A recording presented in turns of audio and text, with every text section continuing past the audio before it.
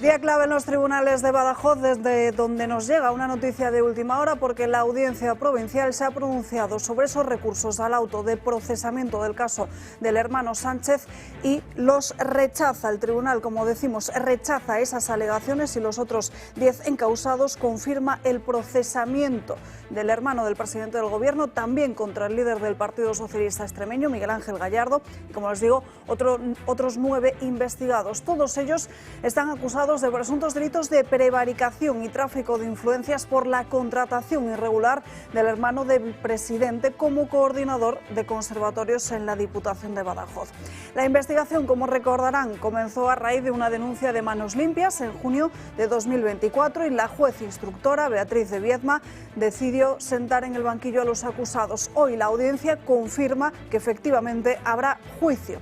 Pero lo cierto es que lo judicial no solo se queda ahí, porque según habían desvelado algunos medios de comunicación, David Sánchez vivió durante meses en el Palacio de la Moncloa mientras fingía residir en Portugal para así pagar menos impuestos. Lo hizo acompañado de su esposa, beneficiándose de manutención, seguridad, servicios médicos también, con cargo a bolsillo de todos los españoles. Incluso, según estas informaciones del debate, su cuñada utilizó ambulancias medicalizadas de presidencia para revisiones ginecológicas privadas. Todo ello mientras David Sánchez cobraba un sueldo de la Diputación de Badajoz por un puesto diseñado a su medida. No es un caso aislado, porque en paralelo hemos conocido también, ya lo saben, que se ha ordenado juicio oral contra el fiscal general del Estado, que un ex vicerrector de la Complutense ha reconocido ante el juez que un alto cargo de Moncloa, Cristina Álvarez, preguntó si Begoña Gómez podría cobrar más por asumir 2 másteres. Y por si fuera poco, siguen acumulándose los fallos en el sistema de pulseras telemáticas antimaltrato, un asunto de máxima gravedad. La respuesta del Gobierno a este cúmulo de escándalos resulta cuanto menos reveladora: poner el foco en Palestina, convertirlo en el centro de su agenda política y mediática. Es la vieja estrategia de la cortina de humo. Pedro Sánchez quiere que hablemos de Gaza para que no hablemos de su hermano, de su mujer, del fiscal general, ni de los fallos que ponen en riesgo la vida de mujeres maltratadas. De momento, quédense con esa noticia de última hora. La Audiencia Provincial de Badajoz envía a juicio al hermano de Pedro Sánchez.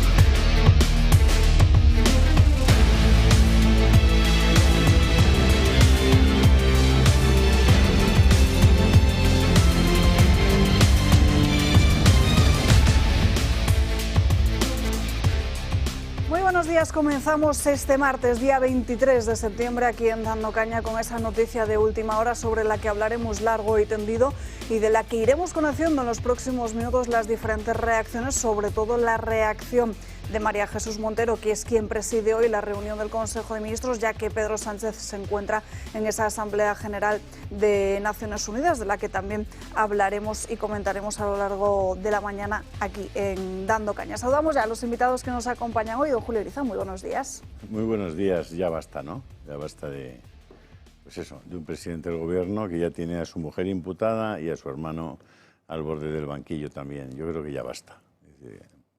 Nos están llevando a una situación de descrédito institucional absoluta. Están desvalorizando todas las instituciones. Desde luego la presidencia del Gobierno ya está tan maltratada que es difícil reconocer algún rasgo de autoridad allí. Solamente les queda el poder ejercido de forma arbitraria, y eso tendrá que tener un final, y no creo que sea un final tranquilo ni un final bueno para ellos, porque es excesivo lo que están haciendo ya con el poder. Y el poder se vuelve contra ti cuando lo utilizas mal, siempre, como la naturaleza. Seguimos con el comentario de Josep María Francas. ¿Qué tal? Pues muy bien. Bueno, vamos parejos sin lo mismo, pero en fin. Yo pensaba esta mañana que se supone que cualquier actuación de gobierno exige, entre otras cosas, una responsabilidad después de haber actuado. Y esta responsabilidad pues puede hacer que algunas veces te aplaudan, es más, incluso te asciendan. Es más, lo más importante es que tú, cuando llegues por la noche a tu casa, llegues feliz porque has hecho lo que debías, o no, ¿no? Esta última parte hay gente que no la pilla bien, sobre todo cuando no ha hecho lo que debía. Pero al menos tiene que venir el feedback externo y tener que dar cuenta, porque le exigen responsabilidades. sin entrar en el tema de la palma del volcán, porque supongo que el volcán, la responsabilidad no es de un político, de momento, sí podríamos hablar, dejándome muchas cosas, la Dana, porque se sabe que antes no se preveyó y después no se previó. Se previó. Se previó, eso, siempre me lío. Y después tampoco se actuó con consecuencia. Podíamos hablar del apagón, podíamos hablar de los incendios y ahora podríamos hablar de las pulseras, donde nadie es responsable de nadie. Yo no sé si, por ejemplo, en la Dana, Amazon es el peor, el otro es el mejor, no sé, pero ninguno es responsable. Si es verdad que en la Dana desapareció una persona, que fue una consejera, una pobre consejera, bueno, pues al menos ha habido una responsabilidad, el resto no, pero de todo eso nadie se plantea nada y ahora con las pulseras tampoco nadie se plantea nada. Es más, la ministra dice que están haciendo un trabajo tan bueno que dimitir sería una desgracia para el país. Bueno, ya digo, que si no se la exige nadie, no me gustaría estar en su piel porque al menos yo cuando llego a mi casa, si no he hecho lo que debo, me avergüenzo de mí mismo. Les recomendaría que tuviera suficiente conciencia como para llegar a este extremo, que es bastante más humano que el decir que me importa de un pimiento y allá os zurzan. Nos acompaña también en esta mesa Arturo Moreno, muy buenos días, ¿qué tal?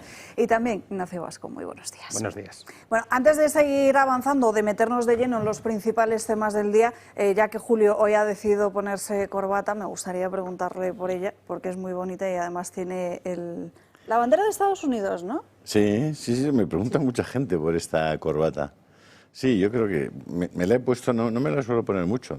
De hecho, aparta la botella de delante, que si no en casa no lo hay. Hacía tiempo que no me ponía esta corbata y me la he puesto en honor a Charlie Kirk y a su mujer, sobre todo, que creo que están dando un testimonio en los Estados Unidos.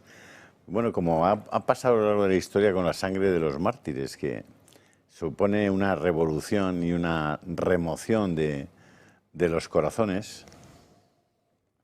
¿Está bien así? Sí. Correcto.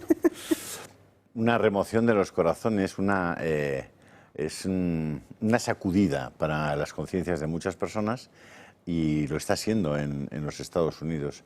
Es decir, hay una minoría cada vez más activa, más inteligente, más potente, más cuerda, más vinculada a la realidad y a la trascendencia. Es muy interesante lo que está pasando allí, ¿no? Y ojalá que es todas esas sensaciones den el salto a España y haya mucha gente que se ponga en marcha con ese mismo espíritu, ¿no? De tolerancia, de verdad, de pasión, de fuerza, de enraizamiento con el sentimiento cristiano. Hay cosas muy, muy interesantes. Mucha fuerza ahí en esa historia. Este domingo a las 10 de la noche, aquí en el Toro Televisión, emitiremos además parte de ese funeral homenaje que vimos que el domingo fue un verdadero éxito en cuanto a la asistencia al propio evento, con casi 30.000 personas quedándose fuera de ese estadio de Arizona. Bueno, fue un verdadero acontecimiento, ¿no?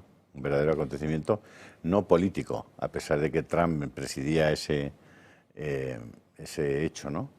Ese evento, esa reunión, y a pesar de que también Elon Musk se presentó allí también, que luego, por cierto, Elon Musk que se da la mano con Trump y se sientan juntos, después de todo lo que había pasado, publica un mensaje en Twitter, como se llame, en el que dice: perdona nuestras ofensas como nosotros perdonamos a los que nos ofenden. Y pone el vídeo dándole la mano a Donald Trump. Es decir, ahí hay algo, una fuerza espiritual muy importante, al margen de que los Estados Unidos y los americanos en muchas cosas son como son, y desde luego son muchas veces como a nosotros no nos gustaría ser. No, yo ayer es que comenté una cosa de estas en alusión a Trump cuando dice que odia, ¿os acordáis, no? Sí. Que lo dice. I hate. Y no me gustó nada. Pero no comenté lo que viene después, que me parece interesante, porque él mismo se da cuenta de que no es bueno eso. Y a ver, él lo dice en un tono que es como el Marqués de Beccaria: odia el delito y compadece al delincuente. No lo dice. Termino francas. Odia al delincuente. Odia al delincuente. Vale. Él dice: odio a todos los que no me quieren. o algo parecido, ¿no? Porque eso que dices tú, me apunto yo, que es lo que dije la semana pasada, Claro. que es lo que creo que honradamente hay que hacer y es lo que moralmente hay que hacer, Correcto. no lo que dice Trump. Pero Trump se da cuenta de que no es una buena posición y le dice a la viuda, a no ser, o algo parecido, que tú me convenzas de que debo cambiar. En la misma frase. Y es muy importante resaltar eso, porque ayer no lo hice, porque eso da a entender dos cosas. Una, que se da cuenta que su postura no es buena, y dos, O que es dudosa. O que es dudosa al menos, ¿no? Yo diría que claramente no es buena, y que tiene un interés, si hay suerte, de poderla cambiar. O sea, que no está cerrado a poderla cambiar. Y eso no debe ser un arrepentimiento, pero debe ser casi. Con lo cual, no está tan mal como si solo hubiera dicho lo anterior. Correcto. Que sería el caso de muchos otros que en su actuación funcionan así. Odian a todo lo que no sea su ombligo, y no pondré nombres y apellidos porque de todos son conocidos. Estamos mostrándoles, están viéndolo en sus pantallas, el código QR para poder seguir a Julio Ariza tanto en su canal de Telegram como en su canal de WhatsApp. Simplemente acercando la cámara de sus teléfonos móviles les saldrá un enlace al que pueden acceder y desde ahí estar pendiente de todo lo que Julio va publicando en sus redes sociales, como me imagino que habrá hecho con esas informaciones que hoy está publicando Infovaticana en su portada, que habla precisamente del caso de ese sacerdote más conocido como Josete, que apareció hace un año en un vídeo que empezaba a correr por los diferentes grupos de WhatsApp, donde estaba acompañado de su pareja homosexual y donde confesaba llevar además 3 años de relación. Veamos ese vídeo que hoy, como les digo, publica en exclusiva Infovaticana. ¿Dónde os habéis conocido? En un bar. ¿Tú eres camarero o algo? No. Vale. ¿Y él? Y la verdad. Ah, sí está ahí. No lo había visto. Hay cositas que no nos ha dicho. Ah. De golpe, follando, sí. Pero ¿quién eres tú? Yo soy Carlos. Espera. ¿En un intercambio de pareja? No, bueno, próximo en ese momento. O sea, ¿estabas follando con otro tú? Me estaba peleando con otro. Y él se metió entre medio. Sí, mira, Ah, viste las piernas de Carlos. Ah, o sea, que te conquistaron las piernas de tu chico. entre otras cosas. Entre otras cosas, pero fue lo primero que viste. Bueno, he visto la cara antes, pero no me importaba. Ya, pero... O sea, fue un... ahí entre... Él se metió en... Fue un flechazo corporal. ¿Fue un flechazo o un pedazo? Carlos. Bueno, ahí pueden ver ese vídeo donde en las imágenes se muestra claramente entre bromas, entre risas, cómo reconoce exactamente esos hechos, algo que lleva a confirmar que estaríamos hablando de un concubinato público y también notorio. Y después de todo este tiempo, lo que hoy recoge también Infovaticana es que el cardenal José Cobo no solo es que no le haya apartado del todo, sino que también le mantiene al frente del Instituto Internacional de Teología a Distancia. Julio. Es que habla por sí solo. Es decir, un señor que ejerce de párroco en una parroquia tiene una autoridad muy especial sobre los feligreses. Esa autoridad tiene que estar basada, evidentemente, en una consistencia moral personal importante. Es una persona que accede a las confesiones, es decir, a la intimidad de miles de personas. Entonces, pensar que una persona que tiene esa relación de autoridad con miles de personas de buena fe, que creen que es un párroco, que es un sacerdote, y que por la tarde está diciendo esas cosas en un teatro público, no en privado, en una habitación, en un teatro público, está comportándose y manifestándose de esa manera, la verdad es que a mí no es que me sorprenda, me escandaliza que el cardenal de Madrid, que es íntimo amigo de este sacerdote, o ex sacerdote, ya no lo sé, lo mantenga al frente de la formación de los laicos y de los chicos en temas de moral y de religión. Es decir, ¿cómo es posible? ¿Cómo es posible que simple y llanamente no haya sido apartado de toda cargo de responsabilidad y además alejado? Entonces, bueno, ahí en Infovaticana explican un poco la historia de este asunto, que ya nosotros lo contamos aquí en su momento, en la que cuando el nuncio le presenta una terna al Papa Francisco para elegir al sucesor del cardenal Osoro. El Papa Francisco coge la terna y la tira a la papelera, y hay un personaje, que es un jesuita ya mayor, que se llama Elías Rollón, que es el que le recomienda al Papa, es muy amigo del Papa, le recomienda que para ver qué hace y a quién pone de sustituto de Osoro en Madrid, hable con este cura, con Josete. Le parece que es la persona adecuada para informar al Papa Francisco de quién sería mejor para sustituir a Osoro. Arturo. Ya. Bien, Josete le recomienda a Cobo, porque Cobo y él habían compartido esos 2 pisos encima de la parroquia de Juan Bravo, de la parroquia del Pilar, y habían sido compañeros y amigos, muy amigos, y entonces Josete le dice que Cobo podría ser la persona idónea para sustituir a Osoro en el obispado o arzobispado de Madrid. Y esa es la historia, es decir, que Cobo conoce muy bien a Josete. Entonces, pensar que el cardenal de Madrid no toma decisiones en este asunto es especialmente grave. Yo confío en que el cardenal de Madrid tome las decisiones que debe tomar un representante de la Iglesia Católica y alguien tan importante y tan representativo como el cardenal de Madrid. Es que me parece un asunto de una gravedad extraordinaria. Arturo. Sí, me sumo al análisis que ha hecho Julio, que me parece especialmente ecuánime. Es decir, es una persona con doble vida, con doble moral. No vive como pensábamos que él pensaba, es decir, sino que realmente que tiene una vida que distinta de lo que seguramente predicaba que los domingos subido al púlpito en misa de 12, ¿no? Efectivamente, se diluye todo el tema de la autoritas, es decir, y de la ejemplaridad, la autoritas como el carisma, como esa serie de dones o de virtudes y tal, que son intangibles y se tienen en función de la posición que ocupas y de lo que transmites, obviamente, a los demás, ¿no? Si no eres en ese sentido una persona ejemplar porque vives de una forma distinta a la que predicas, pues realmente pues su magisterio queda totalmente devaluado, ¿no? Entonces yo creo que lo normal es que yo no sé si primero si puede seguir en la Iglesia y segundo, hombre, si sigue en la Iglesia, desde luego tiene que tener por lo menos durante muchos años un papel muy relevante, ¿no? Francas.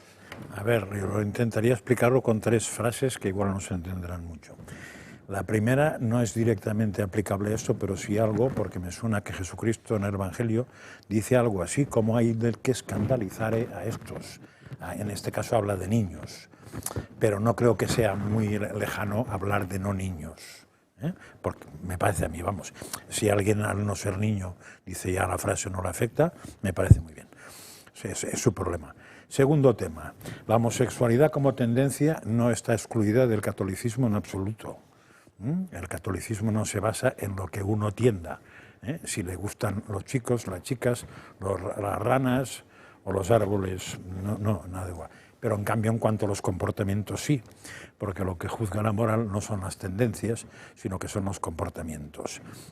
Y si al comportamiento, diríamos, no orientado por la doctrina católica en la heterosexualidad es sancionable y de hecho es pecado y hay que confesarse si uno quiere seguir en paz con Dios. En el caso de la homosexualidad es un pasito más todavía porque es antinatural para la Iglesia Católica. Si a alguien le pica esto, ¿qué le vamos a hacer? Si es obispo es su problema y si es cardenal también. Es así de simple la cosa, ¿no? O sea, todo lo que sea actuación de eso está fuera del comportamiento de un católico. Si además eres cura ni te cuento. O sea, no es que sea escandalizante, es que es asqueroso, simplemente. Y si alguien claro, si eso es secreto, pues hombre, uno puede decir no actúa nadie, pero si es público, la autoridad superior tiene que actuar. Y si no actúa, pues comete también lo mismo, no el mismo pecado, pero sí que entra en la primera fase de ahí del que escandalizare.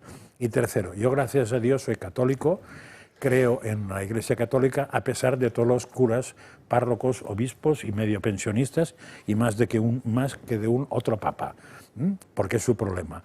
Creo en Jesucristo y como me hace pasar por la Iglesia paso, pero no por los eclesiásticos que algunos no dan para más.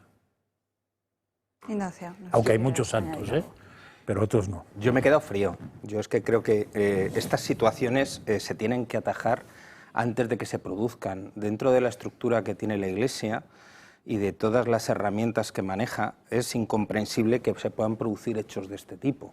Es decir, esto, y es un comportamiento, y lo que ha comentado Julio, que es una persona además que tiene predicamento y que se le consulta para determinadas decisiones importantes, ¿en qué manos estamos? Es estrictamente necesario que se haga una purga y se vea hasta el último punto por qué esta persona ha llegado a tener esta preponderancia. No tiene ningún sentido. En la Iglesia más, pero donde la moral tiene una posición central, sino que en cualquier estructura, en cualquier institución, no se puede permitir un tema de este tipo, hay que cortarlo. Es increíble. Me consultan, Alba, ¿Sí? algunos espectadores me dicen que en el vídeo no se sabe bien quién habla, quién es quién. Vamos a mostrarles las imágenes. Lo digo para explicar antes Sí, de por eso. verlo. No, mientras lo estamos viendo podemos explicarlo. Correcto. No sé si mis compañeros tienen esas imágenes a mano, ahí lo están viendo. Vale, el hombre que está sosteniendo el micrófono se llama David Cepa, es un conocido humorista que ofrece monólogos pues, en la Comunidad de Madrid, en la ciudad de Madrid. El que están viendo abajo es precisamente Josete. A su lado estaría su pareja. Pero que a la que no se ve. A la que no se se le ve. oye, Exacto. que contesta cosas, Eso pero no es. se le ve. Y a lo que contesta su novio, o entre comillas, Cura. este es el cura, el cura, párroco, El el de que era abajo. párroco del Pilar. Por eso. Y que ahora es el que manda en toda la formación Expárroco del de los Pilar niños ahora. en ICADE, Y en la responsable. Universidad Pontificia de Comillas. Así, ¿Sí? además. Ahora mismo. Por ejemplaridad del Entonces, comportamiento. claro, es que ha tenido o sea, es que hay que echarle valor. Es que se va a un teatro público, donde le graban. Bueno, O sea, se va a un teatro público con 300, yo no diría 500 que hay que personas. echarle valor, Bueno, Lo que hay que, no sé lo que hay que echarle, José María, pero bueno, es que se hay que arriesgó. tener muy Bueno, poca, se cree- hay que se- tener se muy cree poca intocable, conciencia tiene- Vale, y, de lo que y va uno con es. el novio que, en principio, yo creo que lo que ocurre al principio es que no se sitúan, o sea, no se identifican. Hay un momento en la conversación en que le dice, sí, fíjate que el Sí, David, sí. el de arriba, le pregunta, ¿y tú qué eres? Conductor de tal, no sé qué. El otro, no, claro, no dice que es el párroco del Pilar, evidentemente. Y el otro explica cómo se han conocido y cómo tal. Lo digo por si lo puedes poner para que la gente identifique. El de arriba es David Cepa, el de abajo es el sacerdote ex párroco del Pilar y ahora jefe de la formación de los laicos en España, de formación religiosa, y el que no aparece es el teórico pareja novio de Eso es. de Ahora, José lo que es curioso, Julio, a ver si me explico yo, porque a mí me ha pasado lo mismo cuando he visto el vídeo, os he preguntado antes que me identificarais, porque no sabía quién era. Pero una cosa que me choca es, parece que este chico, por llamar de alguna manera, porque lo de cura me parece muy fuerte, tenía la protección de la Cardenal de Madrid. Sí, la tiene. Pero en cambio ahora ocupa un cargo que no depende del Cardenal de Madrid, si es comillas. Todos esos cargos dependen del Cardenal de Madrid. Si el Cardenal Sí. de Madrid dice que este señor no va a ese cargo, no va. No, pero para que vaya tendrá que haber colaborado otro. Bueno, probablemente Elías Rollón, que es un jesuita, que es el que le recomienda para que el Papa le llama 3 veces a José Ya, para pero lo digo preguntarle porque quién pongo en Madrid. Pero lo digo porque A este comillas, señor. pero que comillas no pertenece a la diócesis de Madrid. No, Con lo bueno, cual- y CADE sí, CADE está bajo el ámbito, Pues igual sí. pero además es irrelevante. Bueno, hombre, que haya más gente enmerdada en el tema, a mí no me parece tan irrelevante. Bueno, me claro que parece todavía más tiene que estar vergonzoso. enmerdados porque quien le ha puesto allí conoce este vídeo. Es que este vídeo ha sido público. Pues nada, felicidades a todos estos, realmente sobran. Bueno, pues si lo puedes poner un poco para que lo podamos ver. Volvemos a escuchar ese vídeo, compañeros. ¿Dónde os habéis conocido? En un bar. ¿Tú eres camarero o algo? No. Vale. ¿Y él? Y la verdad. Ah, sí está ahí. No lo había visto. Hay cositas que no nos ha dicho. Ah. De golpe, follando, sí. Pero ¿quién eres tú? Yo soy Carlos. Espera. No un intercambio de pareja. No, nos conocimos en ese momento. O sea, ¿estabas follando con otro tú? Yo estaba haciendo con otro. Y él se metió entre medio. Sí, mira, Ah, viste las piernas de Carlos. Ah, o sea, que te conquistaron las piernas de tu chico. entre otras cosas. Entre otras cosas, pero fue lo primero que viste. Bueno, yo he visto la cara antes, pero no me importaba. Ya, pero... O sea, fue un... ahí entre... Y él se metió en... Fue un flechazo corporal. ¿Fue un flechazo o un pedazo? Carlos. Para irse... En fin, Sí, no sé si queréis añadir No, algo más, pues nos llorar. vamos, señores. La verdad es que Nos da vamos, para señores, llorar. entonces a la primera pausa de publicidad del día de hoy.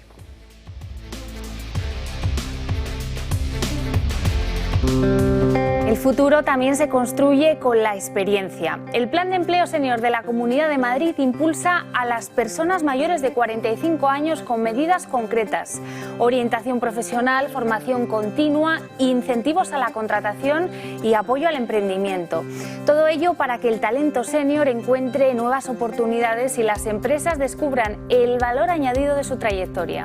Con este plan, lo que parecía un final se convierte en un nuevo comienzo. La Comunidad de Madrid apuesta por quienes aún tienen mucho que dar. Comunidad de Madrid, la experiencia multiplica el talento. Ya estamos de vuelta en Dando Caña, nos vamos acercando a las 12:30 del mediodía, las 11:30 en Canarias. Abrimos ya página política porque en la tarde de hoy previsiblemente el Gobierno sufrirá una nueva derrota en el Congreso de los Diputados a cuenta del traspaso de la competencia migratoria para Cataluña, algo que ya se venía rumoreando en estos últimos días, pero que esta misma mañana ha confirmado Ione Belarra que los de Podemos votarán que no. Pero para hacer racismo, con Podemos no se puede contar, insisto.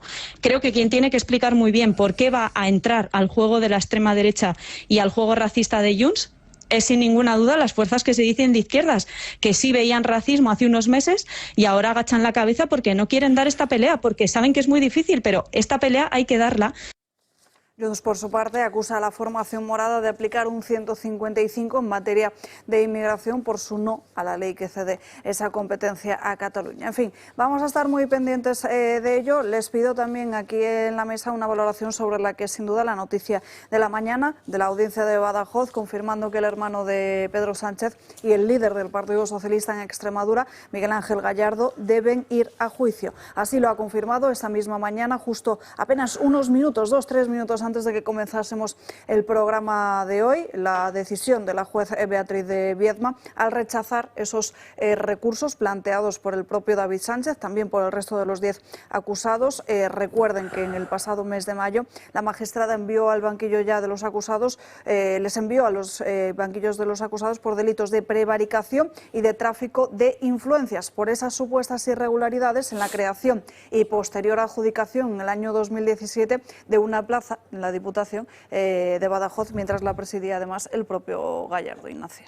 Es que, y además, la variable de que vivía en Moncloa. Exacto. Es que lo de la variable que vivía en Moncloa a mí me ha dejado la cabeza loca, porque tú dices, vamos a ver, este tipo le hacen una plaza ad hoc, se va a vivir a Badajoz o a Portugal, dice que se va a vivir, pero tenemos esa película, Francas, tenemos esa situación de se va a vivir a Badajoz estando contratado por la Diputación de Badajoz, se va a vivir a Portugal para pagar menos. Al final, en el salario dice que se va. En el salario que está cobrando este tío, ¿de qué estamos hablando? De que deja de pagar Hacienda 6 o 7 mil euros. Y con toda esa prevaricación, que hay 10 personas imputadas que van a ir al banquillo, con todo lo que han liado alrededor. Además, vivía en Moncloa pagado con el dinero de todos los españoles. Mire, paren que yo me bajo. O sea, es que es espectacular. Todo esto es de una película de Berlanga y es prácticamente imposible seguirlo, porque ¿qué va a ser lo siguiente? Es decir, ¿en qué punto vamos a estar ante esta barbaridad que ha generado este con su hermano? O sea, viene el hermano a España, estaba en Rusia, no se sabía bien qué hacía, viene a España, le colocan en Badajoz y haciendo todo esto, bueno, que lo diluciden los tribunales y a ver qué ocurre, pero lo que, de verdad, yo siempre intento pensar quién se beneficia de las cosas cuando ocurren este tipo de situaciones y no termino de encontrar dónde está el beneficio. Es decir, ahorrarse unos pocos euros en el contexto total de lo que estamos hablando y para eso lías toda esta movida. O sea, es que Solo no termino de verlo. Sí, nos referimos a una sensación de impunidad. No, y Sí, depende de por lo cutre supuesto, que seas. por supuesto, pero que es la navaja de Ockham.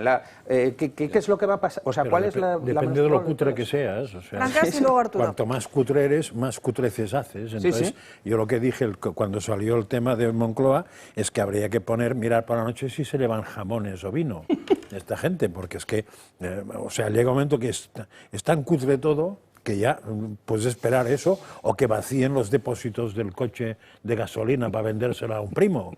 O sea, es que llega un momento que no le veo más. Ahora, el hecho de que entre en juicio, yo creo que está descontado ya, o sea, la noticia hubiera sido que no entrara. De la misma manera que esta tarde que se vote en contra de eso, la noticia sería que se votara a favor, porque esas cosas ya están descontadas. Es decir, Pedro Sánchez no se va a comer ni una victoria más en el Congreso, probablemente. A Podemos va a hacerle quedar mal cada vez que pueda, porque se está jugando las futuras elecciones y le interesa que quede fatal, tanto más o menos, o como se llame, y Podemos, y el PSOE, porque ahí puede intentar arrambrar votos, y lo del hermano, hombre, lo que será duro es cuando empiece el juicio. Eso sí que será un momento pero no por nada, sino simplemente porque estará en la prensa cada día, de suyo. Arturo. Sí, la verdad que es un chico un poco raro, ¿no?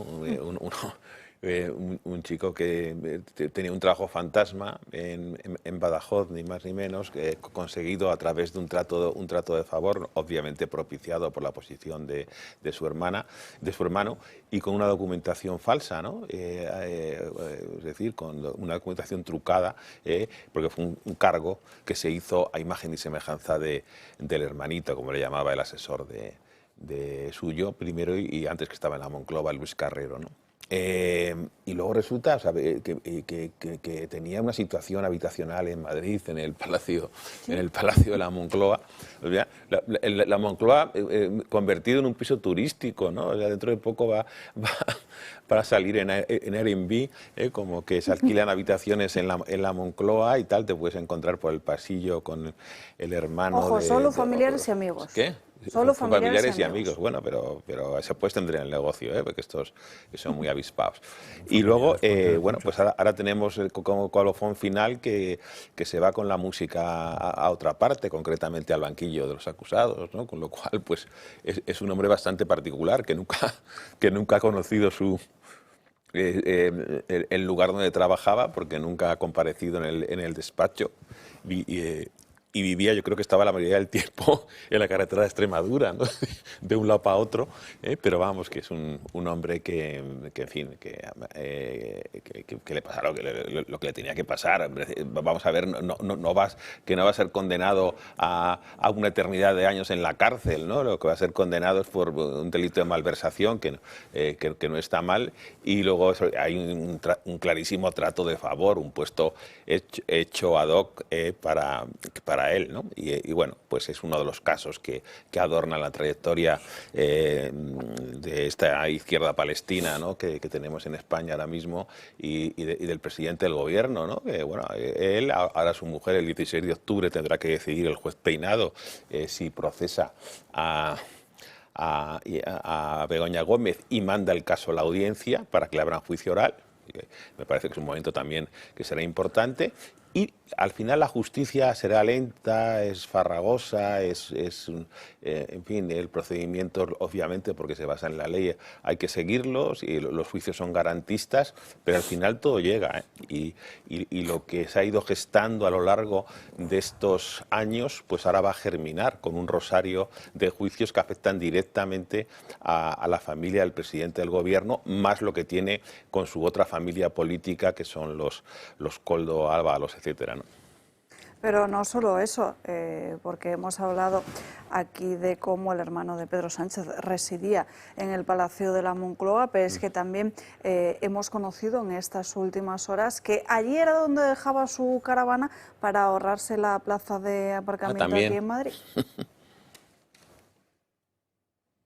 Era un adolescente. David Sánchez, el músico, el hermano del presidente del gobierno Pedro Sánchez, abandonó durante 2 años su autocaravana en Moncloa. Desde 2023 hasta mayo de este año, el hermano del presidente del gobierno ha hecho gala de sus privilegios y se ha ahorrado el coste de una plaza de garaje en Madrid al estacionar su caravana en uno de los aparcamientos del complejo de la Moncloa. El motivo: no tiene sitio donde aparcarla. En el palacete en ruinas que adquirió en Elvas, Portugal, que pagó al contado y sigue vacío sin habitar, no hay espacio para su autocaravana. Durante este mismo periodo, el hermano del presidente del gobierno fingió residir en Portugal mientras vivía oculto en la Moncloa durante 6 meses para pagar menos impuestos. Por ello, David Sánchez podría enfrentarse a un posible delito de fraude fiscal. Además del parking gratuito, el hermano del presidente del gobierno disfrutó junto con su esposa de la manutención y la seguridad de la residencia oficial del presidente del gobierno. Todo ello pagado con dinero público.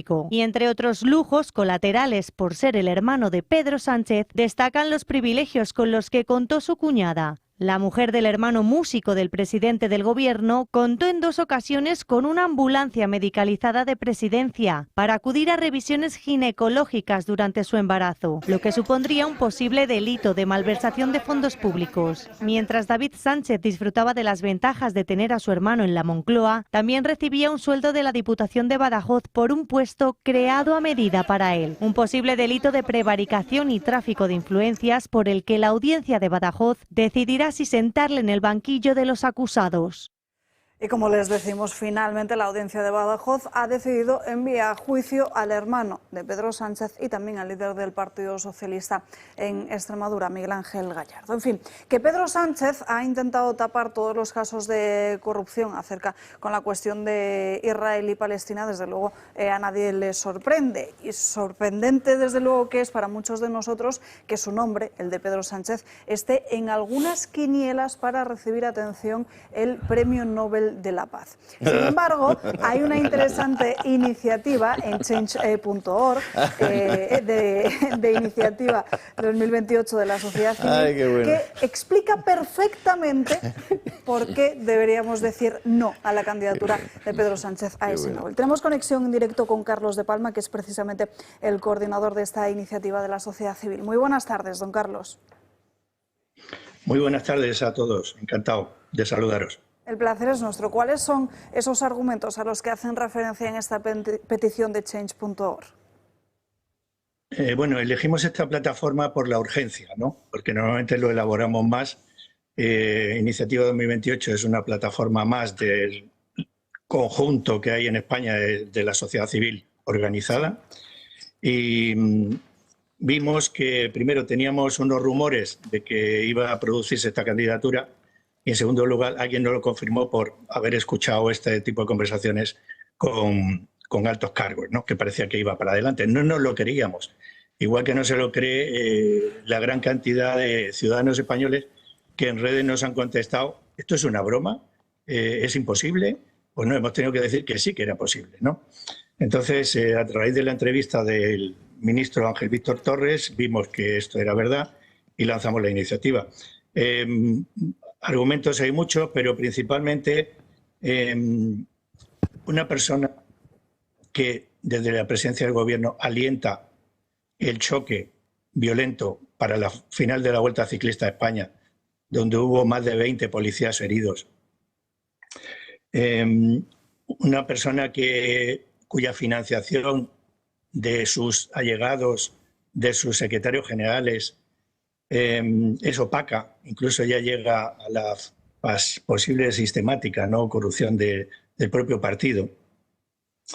Unido, y en relación ya con el Premio Nobel de la Paz, a las alianzas con Bildu, partido que sigue sin condenar los asesinatos de ETA, pues es totalmente contrario a lo que es la paz, ¿no? Una persona que siempre va confrontando y creando disputa y enfrentamiento. Y finalmente, bueno, hay la independencia judicial, tampoco se respeta en España. Eso está creando una grandísima inseguridad jurídica para los propios ciudadanos, para las empresas extranjeras y para cualquier tipo de negocios. No se pueden atrever a abrir una empresa en Cataluña porque no saben qué va a pasar, o en el País Vasco, o incluso en España. Y finalmente, si me permites, hay una conexión internacional, que es que este gobierno, sus ministros exteriores, están trabajando hacia el exterior de forma unilateral, no van acompasados ni coordinados con la Unión Europea y con los aliados de la OTAN, que supone la defensa de nuestros intereses, llegado una vez que no se pueda hablar con diplomacia, pues llegar al campo militar, pues en el ámbito de la OTAN ha hecho el más estruendoso ridículo, prometiendo unas cantidades, diciéndose, en fin, que es un aliado que no es fiable. Entonces los valores del Nobel de la Paz se verían absolutamente perjudicados por este personaje. Perdonen que lo llame personaje. Don Carlos, ¿qué hacen? ¿Qué es Iniciativa 2028? Porque al final de esta petición que le estábamos comentando frente a esa candidatura o posible candidatura de Sánchez para el Nobel de la Paz, hacen también un llamamiento a la sociedad española e internacional para defender la integridad de uno de los premios más prestigiosos del mundo, pero no sé si tienen otras iniciativas similares que trabajan precisamente en la defensa de la unidad de España o frente a todas estas concesiones tan denunciables que usted mismo ha comentado.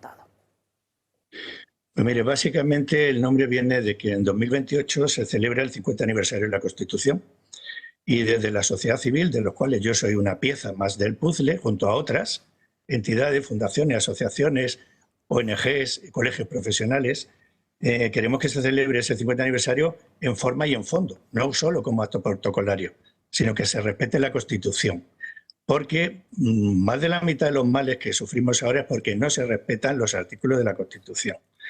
Hablamos del derecho al uso de la lengua española oficial, ahora están imponiendo a taxistas que aprendan catalán, absolutamente absurdo, ¿no?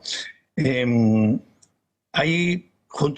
la palabra iniciativa es que ahora estamos elaborando un documento que pretendemos que sea consenso entre las entidades de la sociedad civil más importantes o más relevantes o más activas, que recojan nuestras reivindicaciones. Este documento saldrá en noviembre y lo pondremos a debate público, lo comunicaremos a los medios, a ustedes por supuesto, de su contenido, que esperemos que sea constructivo. Será un documento vivo y el año que viene lo revisaremos para actualizarlo. Quiero decir que hoy día, por ejemplo, parte de estos síntomas, la sociedad civil se está reuniendo porque hay un dictamen de la Unión Europea del año 99 que se llama El papel de la sociedad civil organizada en la construcción europea. Queremos ejercerlo.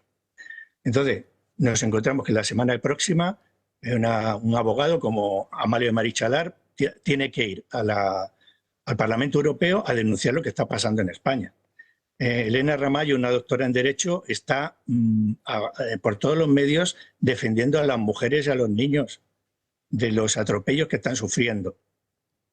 Pilar Almagro, una empresaria, está haciendo lo mismo en sus vídeos, podcasts, etcétera, etcétera. José Ramón Riera, el economista que he visto que colabora con ustedes, sí, está denunciando las trampas y datos falseados en cuanto a la economía que tenemos y cómo el déficit va subiendo cada día más. En esta sociedad civil, la Plataforma por la España Constitucional, por ejemplo, ya reúne a más de 130 entidades. Hemos realizado entre todos las convocatorias de las grandes manifestaciones en Madrid, en Burgos, Sevilla, Santander, con participación entre 1.000 y 400.000 personas, dependiendo. No nos importa mucho la cantidad, pero sí la verdad que estamos diciendo, ¿no? Que es que hemos entrado en una partitocracia, las personas con talento práctico, hay de todo, ¿no? Pero personas con talento práctico que puedan hablarle a los partidos políticos y decirle de verdad que salgan de su endogamia y escuchen lo que está pasando en la calle. Esa es un poco la reivindicación general de la sociedad civil. Y hacerlo desde dentro, porque desde el año 1978 la sociedad civil en España se ha dormido. Hemos dicho, bueno, esto es de los políticos. Esto de los políticos, pues no tenemos nada que hacer. Pues sí tenemos mucho que hacer y queremos que nos escuchen. Y así será. Autónomos han surgido, perdona, Alba, autónomos han surgido ahora últimamente porque están machacados, jurídicamente, sí, regulatoriamente y fiscalmente. Los hispanistas, igual, les está atacando la historia de España y la hispanidad, es tremendo. Desde luego que sí. Don Carlos. El mundo rural, en fin, todo. Sí, sí, al final lo estamos viendo y lo estamos denunciando también aquí, como podemos, sirviendo de altavoz a muchos de esos sectores que precisamente usted menciona. Nos quedamos pendientes de ese contenido vivo que mencionaba usted para el próximo mes de noviembre y le agradecemos profundamente el habernos atendido en esta mañana. Un abrazo. Un abrazo a todos ustedes, gracias.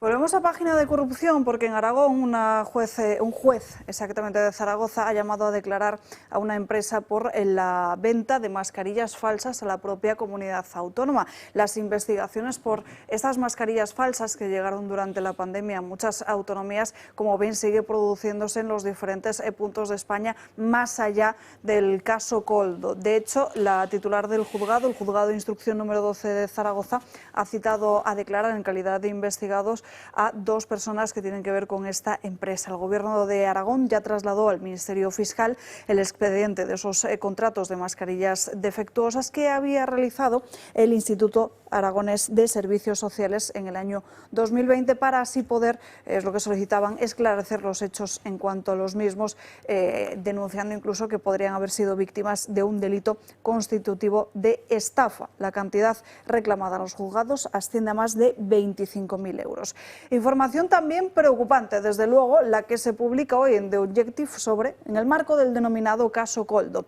Hablamos de Miss Asturias, esa mujer que Claudia Montes, que había sido muy cercana al propio José Luis Ábalos, que según este periódico habría sufrido el pasado sábado un cuadro de estrés derivado de una persecución, de diferentes amenazas e incluso de la vandalización de su propio vehículo particular. Según este periódico, en torno a las 7 en punto de la tarde, la que fuera en su momento amiga de Ábalos llamó a la Guardia Civil para denunciar que su vehículo había sido forzado y que presentaba síntomas de que se había manipulado el mismo en el interior. En un estado de nerviosismo muy creciente, lo que parecía la denuncia de un simple acto vandálico derivó en un ataque de ansiedad que conllevó el traslado en una UBI móvil al hospital de Gijón y posteriormente a otro de los hospitales ante la necesidad de contar con un área especializada en psiquiatría. Esto es lo que ha sufrido la conocida como Miss Asturias, Claudia Montes, además justo después de que se hubiese empezado a rumorear de que podría sacar más información contra el que fuera ministro de Transportes. Bueno, no me sorprende. Es decir, estas prácticas mafiosas y de amedrentar al que tienes alrededor y de meterle miedo y de bueno, pues esta pobre chica al final es otro juguete roto de toda esta trama, ¿no? Esta lluvia de millones y se lo monta que te cagas y todas estas cosas que hemos vivido y que estamos escuchando sobre la banda del Peyo, pues no deja de... Es sorprendente, cada una pones caras, aquí en la mesa nos mirábamos según salen las noticias y las estás comentando porque, claro, ¿qué puedes decir ante todo esto? Es decir, es que han dejado, es una auténtica banda criminal la que está actuando, no sé si por acción o por omisión, evidentemente todas estas gentes alrededor tienen a esos perros que se mueven y que los lanzan y que suben y que bajan, y entonces, bueno, pues a día de hoy es un juguete roto, una chica atemorizada y que acabará mal, por activa o por pasiva, pero acabará mal. Y entonces, todas las cosas que van a ir pasando de amiga Jessica, la otra, toda esta ristra de mujeres de este gobierno tan feminista van a terminar ocurriendo. No quiero ser Nostradamus, pero es que está clarísimo lo que va a pasar. Y entonces, pues será una lástima, será una pena y las habrán utilizado pues para su gloria y disfrute durante el tiempo que ha ocurrido.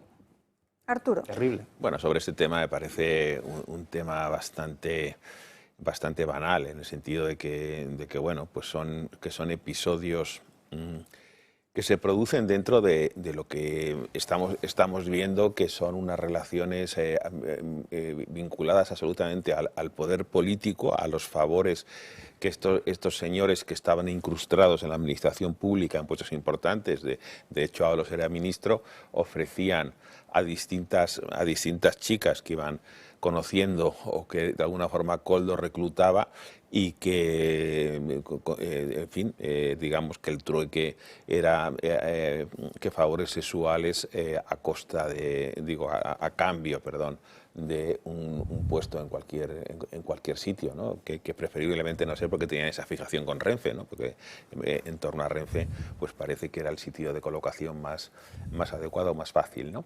Que no sé si será una perversión de alguna forma, ¿no?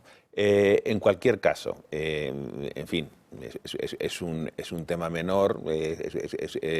También el otro día salía esta la mujer de Ábalos, que no sé cómo se llama, Sonia no sé qué, hablando en fin, de la promiscuidad que tenía pornográfica Carolina Perlis. De la promiscuidad pornográfica que tenía el ministro de Ábalos y también de algunas cosas más. A mí estos temas, bueno, vamos a ver, no me parecen solamente un cotilleo, son importantes porque retratan a los personajes, pero desde el punto de vista de lo que es, digamos, el contenido, intentar hacer sobre esto algo que tenga que ver con contenido político de cierta altura, pues sinceramente no lo veo. Es un poco todo pues una degradación, ¿no? De unos señores que han tenido puestos muy importantes y que no estaban desde luego a la altura, primero personalmente porque carecían de principios y valores, y luego también como responsables políticos que se dedicaban al favoritismo y al nepotismo, pensando que un ministerio es una casa suya, ¿no? Y lo más anecdótico aquí es el hecho que sean políticos. O no, me parece a mí, porque en vez de eso estuvieran en otro tipo de empresa, hubieran hecho lo mismo. Hay una frase en el refrán, un refranero, que dice: quien mal anda, mal acaba, ¿no? Entonces eso es aplicable a Ábalos, probablemente, y es aplicable a los distintos ligues, entre comillas, de Ábalos, ¿eh?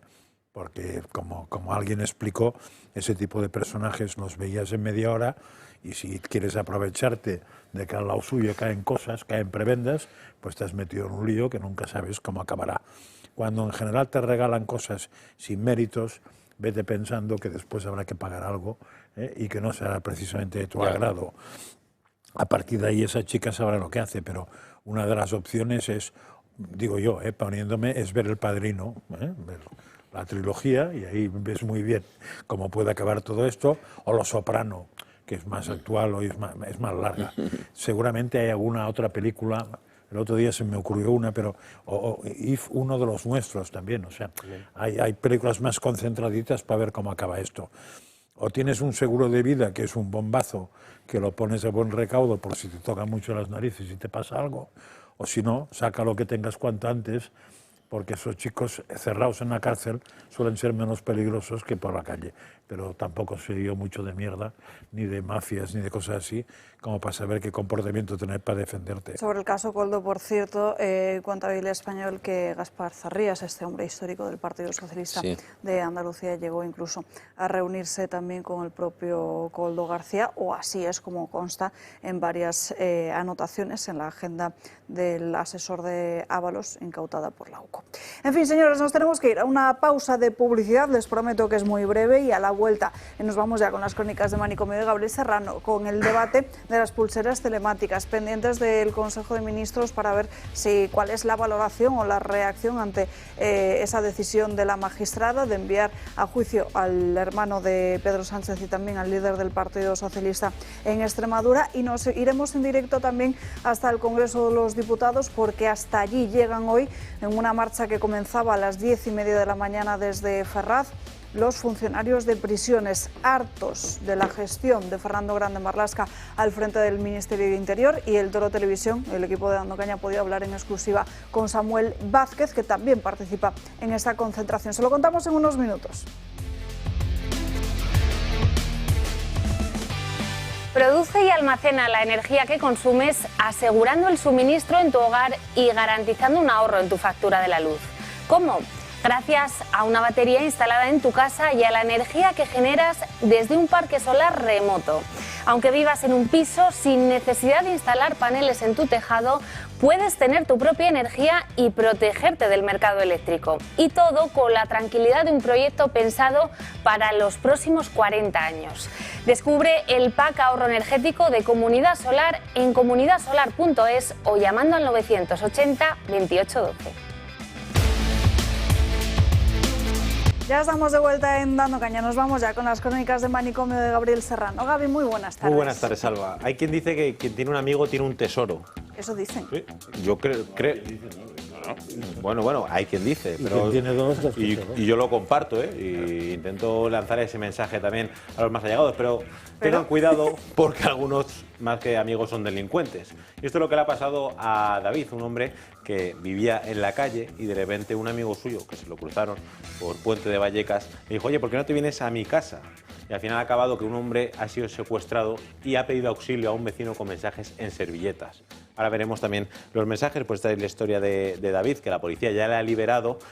Voy a retomarlo donde estaba. Se cruza con un amigo y dice: oye, vente a mi casa que tengo un hueco para ti y pues estamos juntos, así no tienes que estar en la calle y no tienes que buscar otra cosa. Tampoco tenía recursos. Pues bien, va a su casa, comparten vivienda, y dices: oye, qué amigo más majete, ¿no? ¿Cómo me está ayudando? Pues de repente David recibe una notificación que tenía un negocio en Portugal y va a recibir un dinero. Pues este amigo suyo, entre comillas, empieza a chantajearle. Dice: vale, pues ese dinero es para pagar el alquiler. David, evidentemente, se negaba a este hombre de 38 años, se negaba a darle su dinero y dice: oye, es que esto es mío, de un negocio mío, no tengo nada que ver. A lo mejor, digamos, puedes llegar a un acuerdo, te pago algo de alquiler, pero no, directamente no me chantajees. Pues este amigo lo que hace es directamente le encierra en su casa bajo llave y le tiene secuestrado. Y tenía cámaras de seguridad también en su propio hogar para vigilarle en todo momento, para evitar que se escapara. Pues en momentos en los que este supuesto amigo salía a la calle, David lo que hacía en servilletas, vamos a ver las imágenes, las sacaba por la ventana y así podía alertar a los vecinos. Dice: necesito que tienen la puerta la policía para salir, por favor, es una persona violenta y tiene armas en la casa. Este es uno de los mensajes. Otro de ellos dice que necesito ayuda urgente, estoy encerrado, no puedo salir, llamar a la policía al 112, estoy secuestrado, me ha pegado y le pido discreción. Evidentemente la policía se personó en la vivienda, tiraron la puerta abajo y se encontraron a este pobre hombre, magulladuras en todo el cuerpo, como que le habían pegado, tenía el ojo morado, y después pasaron a la detención. Que la detención de esta persona, que tenía antecedentes ya, según ha publicado ABC, que ha estado investigando y ha hablado con la propia policía, relacionados con drogas y delitos contra el patrimonio, además de reclamaciones judiciales, y ahora se le suma esta detención ilegal, torturas, lesiones y tenencia ilícita de armas. Para que digan que cualquier amigo es un tesoro, en este caso no lo es. Desde luego que no. Porque hay que tener cuidado con quién nos cruzamos, que pobre hombre, por supuesto, que está en una situación de total vulnerabilidad. Piensa que alguien decente le ofrece su apoyo, su mano, y al final lo que hace es chantajearle y secuestrarle. De manicomio, completamente, como Totalmente. La siguiente noticia que nos vas a contar. En servilletas ¿no? han firmado muchas cosas. En servilletas pues este hombre ha pedido ayuda y también se han firmado fichajes de fútbol. Sí. Zinedine Zidane, por ejemplo. Pero bueno, la segunda, no quiero hablar de este tema. ¿Te ha puesto Francas cara de pocos amigos? Como Messi, que eso, sí. ¿no? Zinedine Zidane no me suena de Yo nada, siempre quería meter la puntilla, he visto que estabas atento, Francas, era una prueba, y he visto que el FC Barcelona sale adelante, muy bien entrado y muy bien salido. Pero bueno, mis amigas ahora del manicomio son Bernadette, Regina y Rita, de 88, 86 y 81 años. Estas monjas, ¿vale?, en Salzburgo, estaban en una residencia de ancianos desde hace varios años, hace 4 años, pero de repente han decidido que ya está bien, que no tienen que estar en un asilo, sino que quieren volver a su convento. Y lo que han hecho es fugarse, 3 monjas a la fuga. Y además que están relatando todo en sus redes sociales.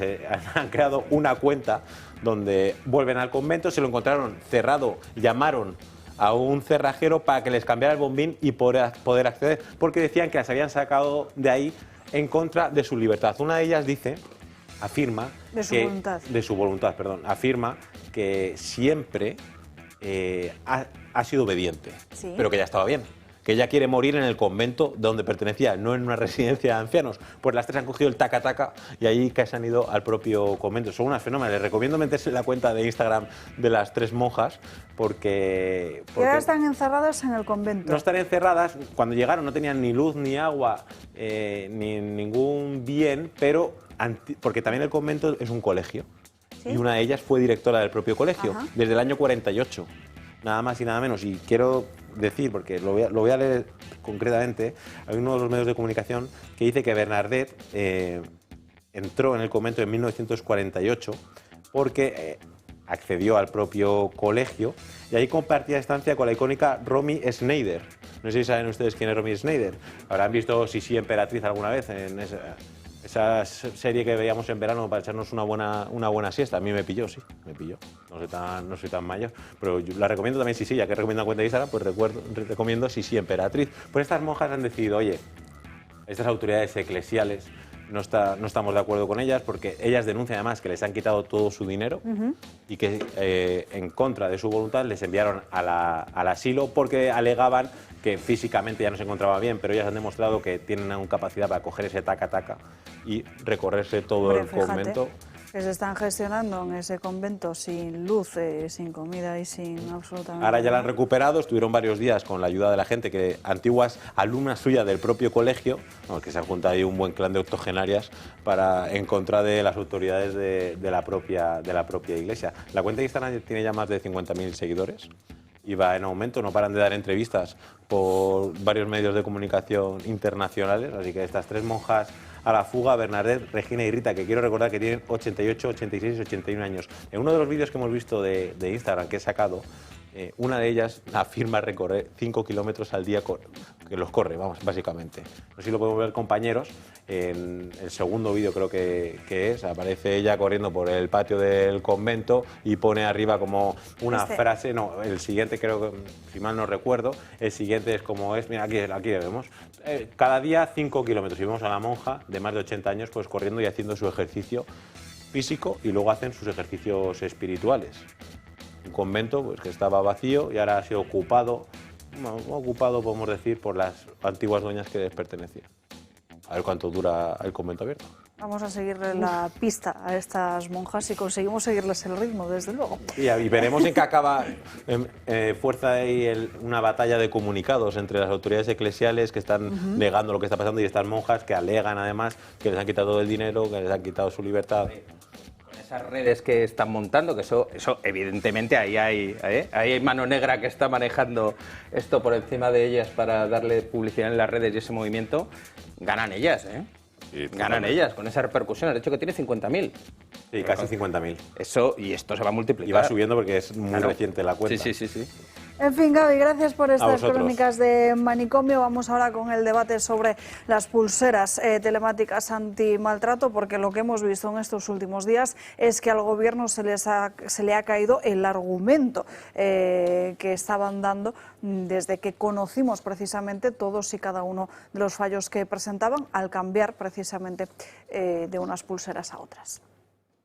La polémica de las pulseras antimaltrato ha dado un giro inesperado. Trabajadores de Cometa, el sistema que se ocupa del seguimiento de las pulseras, han alzado la voz. 5 de ellos han anunciado que hace unos meses emitieron un informe en el que exponían problemas críticos que ocasionaban fallos en los nuevos dispositivos. Pero Igualdad hizo caso omiso. El problema surgió en el traspaso de información cuando el Ministerio cambió de operador. Durante ese proceso se detectaron pérdidas de localización, ubicaciones congeladas y desaparición de datos en la plataforma de control, algo que llevó a que muchas víctimas quedaran desprotegidas. Además, ante la polémica, muchas de las víctimas han alzado la voz y aseguran que los errores no son puntuales. Dice una de ellas que ha tenido que cambiar las cerraduras 7 veces a pesar de que ella y su agresor llevan ambos los dispositivos de seguridad, lo que deja en evidencia la facilidad con la que los agresores se pueden deshacer de las pulseras, quedando completamente ilocalizables. Hace unos días la ministra de Igualdad insistía en que las pulseras nunca dejaron de funcionar. Las pulseras han funcionado en todo momento. Pero si las pulseras funcionan correctamente, ¿por qué desde Igualdad han decidido volver a cambiar de proveedor? En unos meses licitaremos nuevamente este contrato y ya hemos incorporado una serie de mejoras técnicas. Y aunque el Gobierno lo negaba, el CGPJ ha respondido a la ministra Redondo. Los jueces aseguran que el control de las pulseras es de Igualdad y que hace meses advirtieron al Ejecutivo de los fallos. Sin embargo, el Ministerio desoyó de nuevo las peticiones. Y a pesar de las evidencias, desde el Gobierno siguen tachando de bulo lo sucedido y siguen defendiendo que el sistema funciona. Las pulseras funcionan. El dispositivo Cometa siempre ha funcionado y sigue funcionando correctamente. Desde Podemos lo tachan de patraña y vuelven a cargar contra los jueces. Hay que decirlo muy alto y muy claro. Es un bulo decir que las pulseras han fallado. Mientras que Yolanda Díaz ha pedido que se haga una pequeña investigación. Si han existido fallos o disfunciones, es conveniente que se esclarezca todo lo que ha pasado. Desde la oposición son contundentes. Vox lo califica de escándalo y de corrupción moral. El gobierno, que se decía el más feminista de la historia, acabó soltando violadores de las cárceles y ahora sabemos que también ha dejado desprotegidas a las mujeres maltratadas. Tan desprotegidas que ya sabemos que al menos una mujer murió asesinada durante el fallo de las pulseras antimaltrato. La ministra, sin embargo, se niega a dimitir. Dice que ha hecho un excelente trabajo. Bueno, la ministra no es que haya hecho un excelente trabajo, desde luego, porque tenemos más de un caso que confirma precisamente todos los fallos, incluso con consecuencias también en los tribunales. Marín Vallejo, muy buenas tardes. Buenas tardes, Alba. Sí, vamos a verlo porque a 31 de diciembre del año 2024 en España estaban activas 4.595 pulseras antimaltrato. De todas ellas, según Igualdad, habrían fallado solo 46. Una situación ahora bastante polémica, pero muy dura para las mujeres que creían que contaban con esa protección. Hemos querido recoger algunos casos para conocer bien la situación. Ana García, una víctima, asegura que la pulsera no le protegió absolutamente nada. Su agresor llegó a romperla hasta en 4 ocasiones. Se pegaba horas y horas y horas dando vueltas por alrededor de mi casa y ya de última siempre lo estaba dejando sin batería, o apagaba el dispositivo o lo rompía. Estuvo una semana entera sin localizar, precisamente porque apagó el dispositivo. Lo único que podían hacer era mandar los informes al juzgado. Lola fue otra víctima. Según este sistema, si un agresor se acerca a la víctima, el móvil empieza a emitir una señal como un pitido de alerta. Sin embargo, a ella no le suena desde hace 8 meses. Su agresor ha quebrantado la orden de alejamiento hasta en 3 ocasiones, la última este mismo año, el 30 de julio. De todo esto ya tiene pruebas porque pudo llamar a la policía y hubo también testigos que vieron eso. El caso más duro ocurrió en diciembre del año pasado. Una mujer de 30 años fue asesinada a manos de su expareja, que tenía una orden de alejamiento y una pulsera que falló, pero que no se activó cuando se acercó a ella. El agresor entró en su coche y la acuchilló varias veces, en presencia incluso de su hija menor de edad. La pulsera se la había puesto justo un mes antes de eso. Las víctimas que han decidido hablar tienen un mismo sentimiento en común, y es que se sienten más desprotegidas que nunca cuando contaban con un sistema que en teoría iba a ayudarlas. Gracias, María. En unos fallos ante este sistema que decimos del que llegaron diferentes avisos a todos los ministerios implicados, no solo al Ministerio de Igualdad, ahora presidido por Ana Redondo, sino también al propio Ministerio de Justicia de Félix Bolaños. Uno de ellos por escrito, atención, del propio Consejo General del Poder Judicial. Lo van a ver todos ustedes en sus pantallas. Esto se produjo, este aviso llegó a la mesa de Félix Bolaños hace 4 meses, concretamente el 6 de mayo, sobre todos esos problemas que se estaban registrando con las pulseras antimaltrato. Por su parte, el Ministerio de Igualdad, que lleva días tratando de minimizar todos esos problemas, asegurando incluso que no tuvieron comunicación oficial al respecto, parece que cambia de opinión y ahora sí, Ana Redondo dice que van a sacar a concurso un nuevo contrato de pulseras. En unos meses licitaremos nuevamente este contrato y ya hemos incorporado una serie de mejoras técnicas, como por ejemplo una plataforma de datos para que esos datos estén en todo momento a disposición. Pero creo que generar alarma, miedo y además sobre bulos y mentiras es lo último que las víctimas necesitan. Y Carmen Martínez Perza, que es la delegada contra la violencia de género, va a comparecer este jueves en el Congreso de los Diputados para hablar de estos fallos en las pulseras. Pues desde luego lo que resulta sorprendente, Arturo, es que tenga que saltar a la opinión pública, colocarse en el centro del debate este asunto para poner, para que alguien intente poner una solución a un problema. Sí, además yo creo que ahí es una cuestión importante, como decía Fuster, el gobierno más más feminista de la historia, que ahora también es el más antisemita y el más pro-islamita de la historia. Es decir, pues realmente sí siempre está con los discursos de que quien verdaderamente mata es la derecha, con sus discursos negacionistas, ¿no? Es decir, que es una cosa absolutamente aterradora y forma parte de la doble moral de estos señores que siempre instrumentalizan a la mujer como, en fin, como objeto de propaganda, ¿no? Simplemente para utilizarla como arma arrojadiza frente a la derecha. Recuerdo que la primera ley de defensa, la primera ley de 2003 que estaba gobernando José María Aznar, era la ley reguladora de protección de las víctimas de la violencia doméstica, ¿no? Y en torno a esto siempre ha habido pues un cierto consenso entre los partidos, ha habido una serie un pacto Estado tácito que transversal, que de alguna forma siempre ha tenido este tema como un asunto, efectivamente, como también estaba diciendo antes Fuster, de protección de las mujeres. Pero tenemos luego la trayectoria del PSOE, ¿no? La trayectoria del PSOE resulta que son unos señores que son consumidores de prostitución, digamos, en cantidades industriales, ¿no? Hicieron la ley del solo sí es sí, que puso en la calle a multitud de agresores sexuales, ¿no? y redujo muchísimas penas. Estas nuevas pulseras de control que han sido adquiridas no sé, en un chino a todo 100, pues de estas lo que ha pasado es que se han perdido datos muy relevantes de los anteriores a marzo del 2004, y luego también lo que se ha hecho es que la transmisión de la señal estaba obturada, ¿no? Con lo cual, pues hombre, vamos a ver, te avisa el Consejo General del Poder Judicial, en la memoria del Fiscal General del Estado también estaba que esto no estaba funcionando bien, te estaban diciendo también los jueces de vigilancia de violencia de género, te estaban diciendo, habían mandado al observatorio estas quejas, y el observatorio se lo mandó a la ministra, y no habéis hecho absolutamente nada, sino exclusivamente, como siempre, acusar a la derecha, que es la culpable de estas cosas. Ni sabéis gestionar, ni sabéis lo que es la responsabilidad política, y desde luego sois absolutamente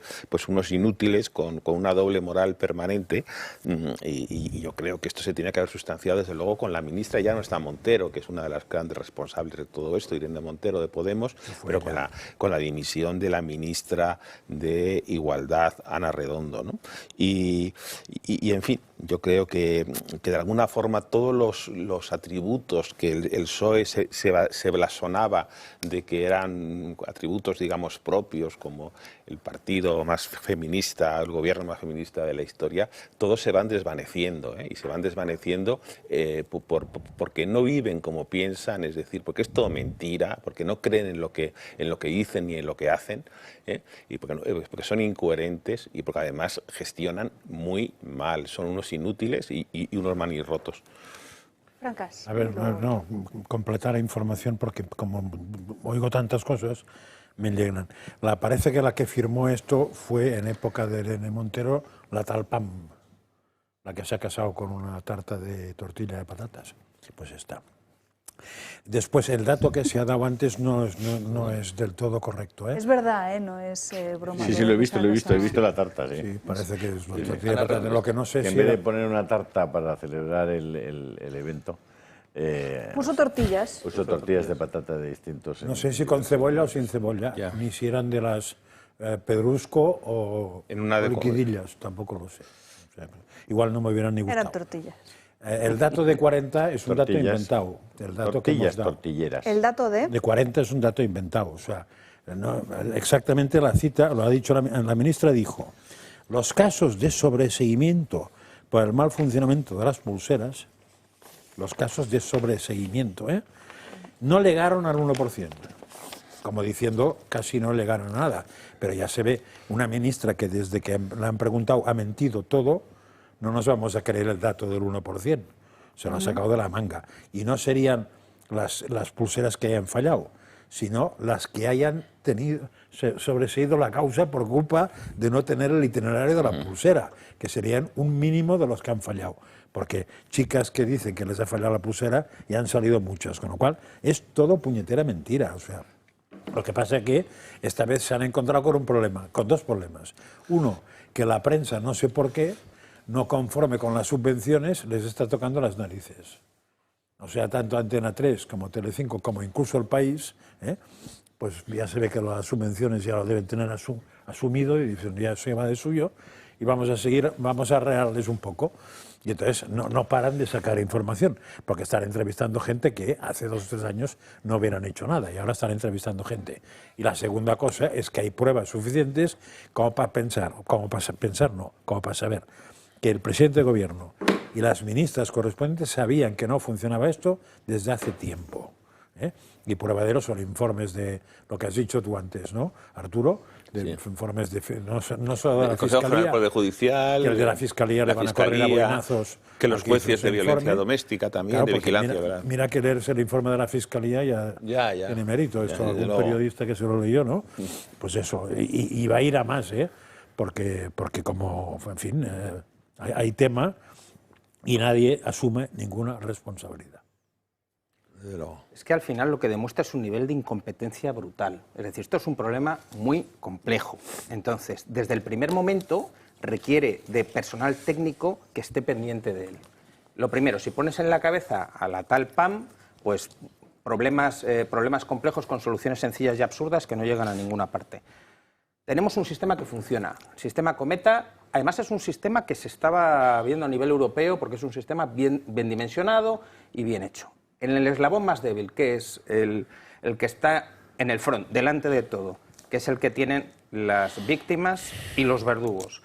Y ahí fallamos porque tenemos un sistema que costaba 1000 y pico euros y nos vamos a 100 y pico euros. Esa baja temeraria en cualquier contrato a nivel oficial no se puede tener en cuenta. O sea, si algo por lo que yo estoy pagando 1000 y pico por unidad, lo pago 100 y pico, algo está fallando, algo no está bien en ese. Entonces, es el último recurso porque se está gastando el dinero en muchas otras cosas. La policía habla de que no hay recursos para estas personas. Escuché el otro día que había un policía por cada 70 mujeres con problemas, con temas relacionados con las pulseras. Un policía. Hoy lo han aumentado bastante. Y que si además ese policía estaba de baja o estaba de vacaciones, cogía al compañero y adoptaba esas. Es decir, hay un momento determinado que es la pulsera, esto es una salvajada, es la última línea de defensa. Estamos ante asesinos potenciales que hay que alejar de la víctima para que no se la carguen. Hay que poner un foco brutal en todo esto. Y no hay dinero. Es que es una de las primeras cosas, como tenemos un gasto político desacerbado en este país y nos gastamos el dinero en mamandurrias y subvenciones, no nos lo gastamos en lo que nos lo tenemos que gastar. Entonces, hay profesionales en los ministerios de este país, hay unos técnicos a nivel tecnológico brutales, de los mejores del mundo, y es increíble que esto pueda llegar a producirse. Habla la ministra en estas últimas declaraciones que va a haber un sistema de datos general, un lago de datos, como se llama en términos técnicos.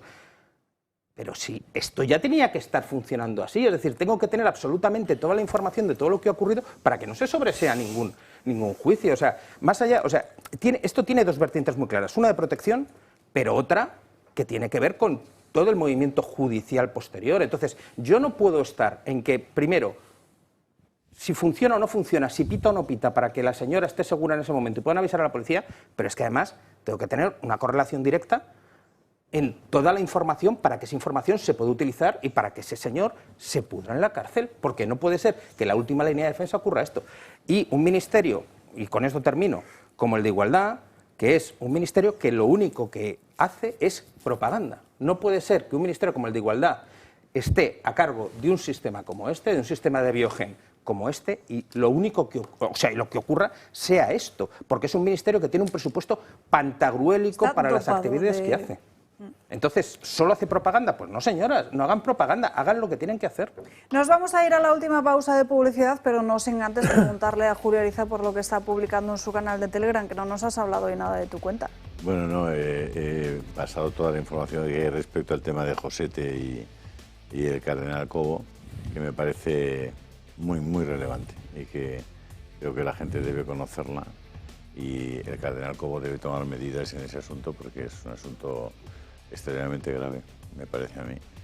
Y luego pediros que os hagáis del Club de Amigos, no puedo pedir otra cosa, que tenemos que tratar de llegar con una cobertura cada vez mayor y solo lo podemos hacer con los amigos del club, que además antes de final de año, como explica muy bien Paula todos los días, si vuestro donativo está en 250 euros al año, 200 los va a pagar el Estado y solamente os va a costar 50 euros al año apoyar esta casa, así que cuanto antes podáis hacerlo, hasta el 31 de diciembre os servirá para esa desgrabación. Eso para las donaciones, pero es que hay muchas formas de ayudarnos a través del Club de Amigos. Todas ellas se las pueden indicar, darles más información, resolver sus dudas, atenderles para lo que necesiten en ese número de teléfono que están viendo en sus pantallas, que es el 91 616 24 64. También pueden escribir un correo electrónico a clubdeamigos@clubdeamigos.org. Les repito, 91 616 24 64. Publicidad y volvemos.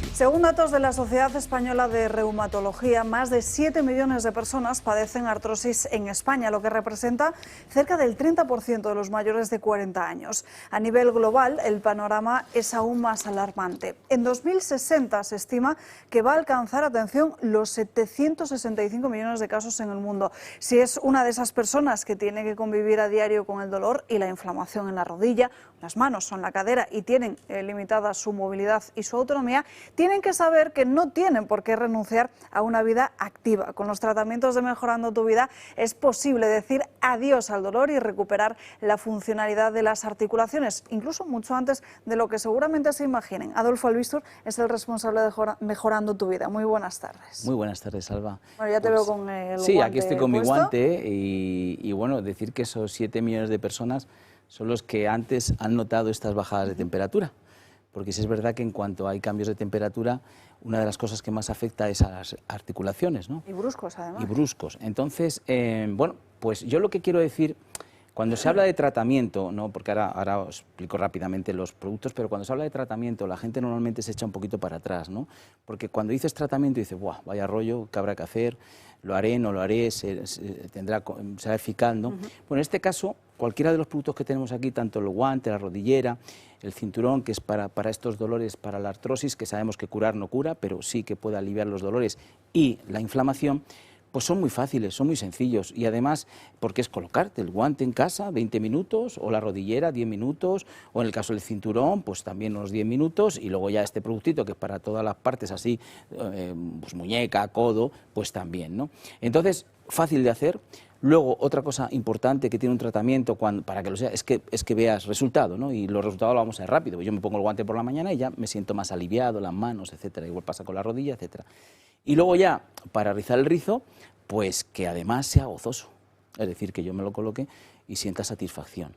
No es lo mismo que yo tenga que coger a lo mejor una bicicleta y que digo, bueno, está bien al final, pero tengo que sufrir, ¿no? En este caso no. Así que se cumple todos los requisitos para que lo podamos hacer de manera cómoda y sobre todo para que aquellas personas que ya ahora, de cara ya a la bajada de temperatura y el invierno, etcétera, y vais resintiéndoos, pues eso, pues más aún, pues oye, que no lo pasemos mal. Además siempre he dicho una cosa, el otro día Alejo me preguntaba, oye, me dice un televidente que tiene una calcificación, no sé qué. Digo, mira, si esto es muy fácil, que lo pruebe. Claro. Si tiene dolor y lo prueba y le alivia el dolor, pues ya está. Y si no, pues no pasa nada. Así que os animo de verdad a que lo tengáis. El guante, la rodillera, también la zona lumbar. Claro, cada uno tiene su tecnología, ¿Sí? Porque el guante estamos hablando de ondas pulsantes, masaje, vibración y calor. En eso coinciden, porque siempre un masaje, la vibración y el calor, pues es bueno, ¿no? Pero luego unos son ondas pulsantes y otros son terapias de luz, que son infrarrojo y ultravioleta, porque a veces hay que llegar a una articulación que está más alejada, con lo cual se necesita una terapia de luz que va desde fuera hacia adentro buscando esa articulación. Con lo cual son tecnologías diferentes, el resultado es el mismo, que es aliviar el dolor, bajar inflamación y que pasemos un día mucho más agradable. ¿Dónde los podemos conseguir y con qué ventajas? Bueno, pues tenéis un teléfono, ese 900-730-122, os animo a que llaméis, lo preguntéis todo, os vamos a hacer un gran descuento, de veras, o sea, mirarlo, además si ya compráis más de uno, pues oye, vais a tener un precio muy muy bueno, así que llamad y preguntar. Además, preguntar, mi artrosis es en tal sitio. Bueno, para que os demos esa solución, además os regalamos el libro Historia de nuestros médicos y un servicio de telemedicina gratuito también. Así que 900-730-122. Muchísimas gracias, Gracias a Adolfo. ti, Alba. Vamos con más asuntos. El aviso de la AIREF, atención, de las subidas del salario mínimo, de cómo están impactando sobre el propio empleo. La Autoridad Independiente de Responsabilidad Fiscal es muy clara. El salario mínimo impacta cada vez más en el empleo y no precisamente de manera positiva. Desde el 2019 el SMI ha subido un 61%, fijado entonces en 900 euros, ahora ya alcanza los 1.184. Un salario que afecta al 7% de los trabajadores de España. Hace 6 años tan solo representaba al 3,5%. Una subida del SMI que ha impactado también en el empleo. Ya en 2019 supuso la reducción en la creación de empleo de entre el 0,28 y 0,45, es decir, de media unos 50.000 afiliados menos. En 2023, pese a que la subida fue menor, el impacto fue mayor. Se calcula que se crearon entre 55.000 y 85.000 empleos menos. Sin datos oficiales, pero viendo el comportamiento de las últimas tendencias, todo hace indicar que existe una relación directa entre el número de trabajadores a los que afecta el SMI con la destrucción de empleo. Desde el Ministerio de Trabajo ya han anunciado que están intensificando las labores para anunciar el próximo año una nueva subida del salario mínimo interprofesional que habrá que ver cómo termina de afectar al empleo de nuestro país. Ignacio. ¿Cómo termina de afectar? Mal. Es decir, el problema de lo que está ocurriendo con el SMI es que la moda, es decir, el salario más habitual en España, ha caído en picado. El salario más habitual en España en el año 18 estaba en el entorno de los 18.000 euros. Cae en picado. Brutos. Brutos. Cae en picado. Es decir, se está llevando todo hacia esa cantidad del SMI. Y además todo esto se entiende con los datos. La economía tiene muchas vertientes y los datos en economía se enlazan unos con otros. Se han destruido en los primeros 8 meses más de 19.000 empresas en este país. Tenemos un tejido productivo que se están juntando empresas, lo cual es positivo. Cada vez las empresas tienen una media de trabajadores más altas porque las pequeñas empresas ya no tienen capacidad de subsistencia con estos niveles de SMI. Es decir, hace 3 o 4 años un camarero podía saltar de un trabajo a otro porque tenía la posibilidad de tener un salario mejor en un sitio que en otro. Ahora se ha indexado absolutamente todo el trabajo de hostelería al SMI. Entonces, la gente intenta saltar a otros sectores y entonces el sector de la hostelería se ve, como otros tantos sectores, se ve claramente dañado. Esta solución es muy populista. Lo que ha hecho es que suban los costes salariales en las empresas de media. La inflación en el último año ha sido un 2,4, los costes salariales han subido un 4,6, precisamente por esto. Entonces, esta situación lo que hace es que deteriora el tejido empresarial y va a ir a peor. Esas estimaciones de pérdida de empleo se van a seguir aumentando y esta situación no es el camino para que esto mejore.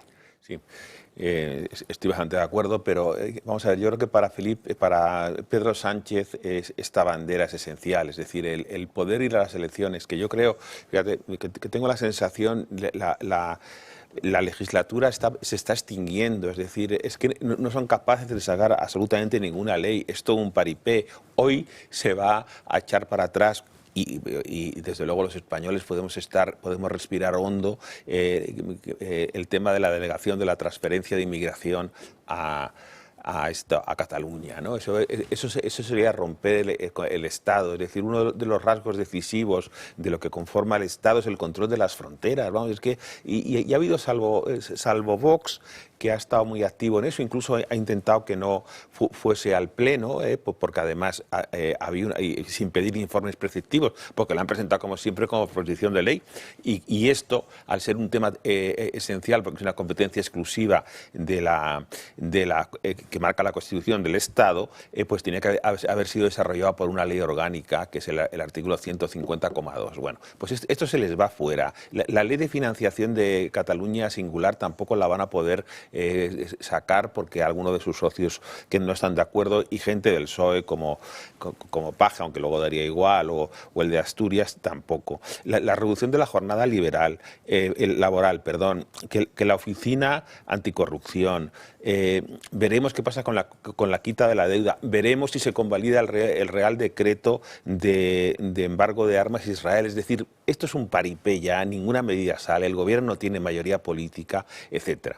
Quiero decir esto, que Sánchez va a intentar alargar todo lo posible, porque yo creo que él sabe que para su campaña electoral sería decisivo que el salario mínimo interprofesional, que ha subido hasta ahora al 61%, él pueda presentar el balance de decir, y luego están las consecuencias que has dicho tú, Ignacio, que los efectos negativos que ha provocado, pero como bandera política. Yo cuando he estado gobernando este país he subido el salario, además muy vinculado a la gente joven, por supuesto intentará obviar que tenemos el paro juvenil más alto de Europa, el 65%. Hasta ahora ha subido el 61%, y ha pasado como de los 700 y pico euros a los 1.184, me parece que está en la actualidad.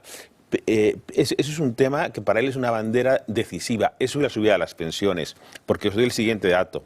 La renta de los jóvenes desde el año 2008 ha caído un 3% y ha subido un 18% lo de los jubilados. La pensión media desde la gran recesión, año 2008, ha crecido el 28,6%, mientras que el salario medio se ha reducido en un 2,3%. Lo que te estabas tú comentando antes, las nuevas pensiones de jubilación ya superan el sueldo medio el sueldo medio en España, de 35 años, de los mayores de 35 años, de los menores de 35 años, 1.760 euros frente a 1.670 mensuales. En 2002, los menores de 35 años concentraban el 7,5% de la riqueza. En el 2022, solo el 2%. Un joven con un empleo estable debe dedicar el 60% de su sueldo al alquiler. La vivienda no es un drama solamente social, existencial casi, desde luego es un freno estructural al crecimiento, a la movilidad laboral y a la estabilidad del país, ¿no? Y bueno, y podía seguir dando datos que son aterradores, es decir, cómo se está concentrando la riqueza en los jubilados, cómo han subido las pensiones, que no tengo nada naturalmente porque suban, pero en cualquier caso los salarios de los jóvenes que no se pueden adquirir una vivienda, y eso forma parte de la brecha generacional que se ha abierto y de la ruptura social que España, desde el punto de vista social, está completamente roto, el país. Está roto Cataluña, otro día salía la encuesta en La Vanguardia y tal, y está roto España. Es decir, es que entre la inmigración, en el año 1990, España tenía una inmigración del 2%. Ahora es el 18% del total de la población son gente que han venido de fuera. Francas. Bueno, es que no me suena que se deba añadir mucho más. Incluso cuando la primera subida del salario mínimo, hubo un informe, creo que del Banco de España, no de lo que se había destruido, sino de los empleos que no se iban a crecer, ¿no? Que no se iban a crear. O sea, eso creo que lo sabe todo el mundo. Es más, creo que incluso algún economista bastante bueno y algún país ni siquiera tienen salario mínimo interprofesional, porque creen que es una mala cosa eso, ¿no? De la misma manera que es una mala cosa si pusiéramos un alquiler mínimo interprofesional, que sería la manera de acabar de destruir todo lo que serían los alquileres. O sea, este gobierno, siempre manifiesto la misma duda, no sé si por mala fe o por ignorancia, supongo que por las dos en partes parecidas, pues está metiéndonos en un callejón sin salida del cual nos costará mucho salir. Y incluso al principio de legislatura, de la primera legislatura de Sánchez, algún visionario ya dijo: lo que va a hacer Sánchez, que es lo que ha hecho siempre el PSOE, es pues aprovechar para conseguir que no funcione casi nada, pero sí funcionen las dádivas a la gente, para que venga el PP, arregle eso, pero como tendrá que arreglar a base de cascar a la gente, me aseguro que vuelvo yo después. Un poco lo que hizo Zapatero, ¿no? Que consiguió el dúo Zapatero-Rajoy, ¿no? Es decir, una manera de permanecer en el poder es esta, pero con una diferencia, que si el primero tenía 200.000 a Paniaguaos, ahora ya tenemos 400. Y me estoy quedando corto porque sabemos que le ganan al millón desde hace tiempo. Hay medio millón más de funcionarios o de personal de contratos laborales que están dependiendo del Estado. Si es que, para complementar, complementando lo que decía Arturo, hay dos datos que son demoledores en esta economía que parece tan floreciente. Es decir, el dato del primer trimestre de inversión extranjera ha caído un 60% en España. Es decir, aquí no se viene a invertir. ¿Madrid igual o no? No, Madrid en el mix está ya por encima del 60% de lo que se invierte. Es decir, es que Madrid se está llevando casi toda la inversión que viene a España. Lo que está pasando es que el resto de inversión en el resto de territorios no se está produciendo y entonces la caída global es brutal. Pero es que eso lo que quiere decir es que si el dinero no viene de fuera, no se producen nuevos puestos de trabajo, no hay empleo porque no hay, primero, problemas de seguridad jurídica, como ya estamos viendo, pero otros que tienen que ver con la seguridad económica como esta. Y es que esta situación a lo que termina abocando es que no entra, y si no entra la economía no se mueve, y solo con consumo interno no podemos sobrevivir. Claro. Ese es el problema. Con otra variante, que si no entra en otro sitio. Claro. Y si entra en otro sitio, con nosotros. Claro, y el otro sitio que entra es un foco de atención a que siga entrando. Porque cuando tú, en vez de vivir en tal barrio, te vas al otro y dices, oye, si se está mucho mejor, pues vas avisando que vayan viniendo, ¿no? Y ahora viene la de arena para complementar también el tema. Pero Standard & Poor's nos ha subido el nivel, la nota crediticia. Eso lo único que quiere decir es que los inversores saben que vamos a pagar porque estamos en el euro. No quiere decir absolutamente nada más, señores. Y eso que sea la bandera en la que estamos, pues es el problema que tenemos con la economía tan grave en este país. Jordi Turull adelanta que Junts va a analizar si sigue apoyando a Pedro Sánchez o no de aquí a Navidad. No juguem a especular, perquè quan poses terminis, però jo li puc ben assegurar que abans de menjar els torrons de Nadal jo li puc ben assegurar que això la decisió està presa, no és una decisió en calent.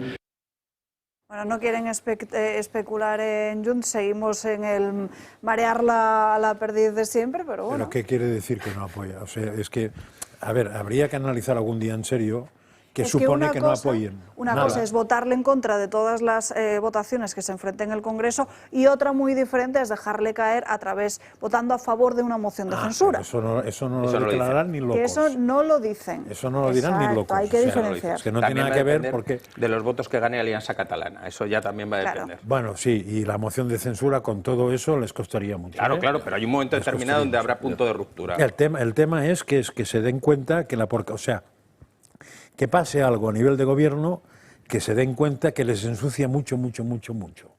Y que la manera de no ensuciarse es machacar, cargarse al gobierno. Y eso... es difícil, sí. Nos vamos ya con Sandro Mecode en Dos Continentes.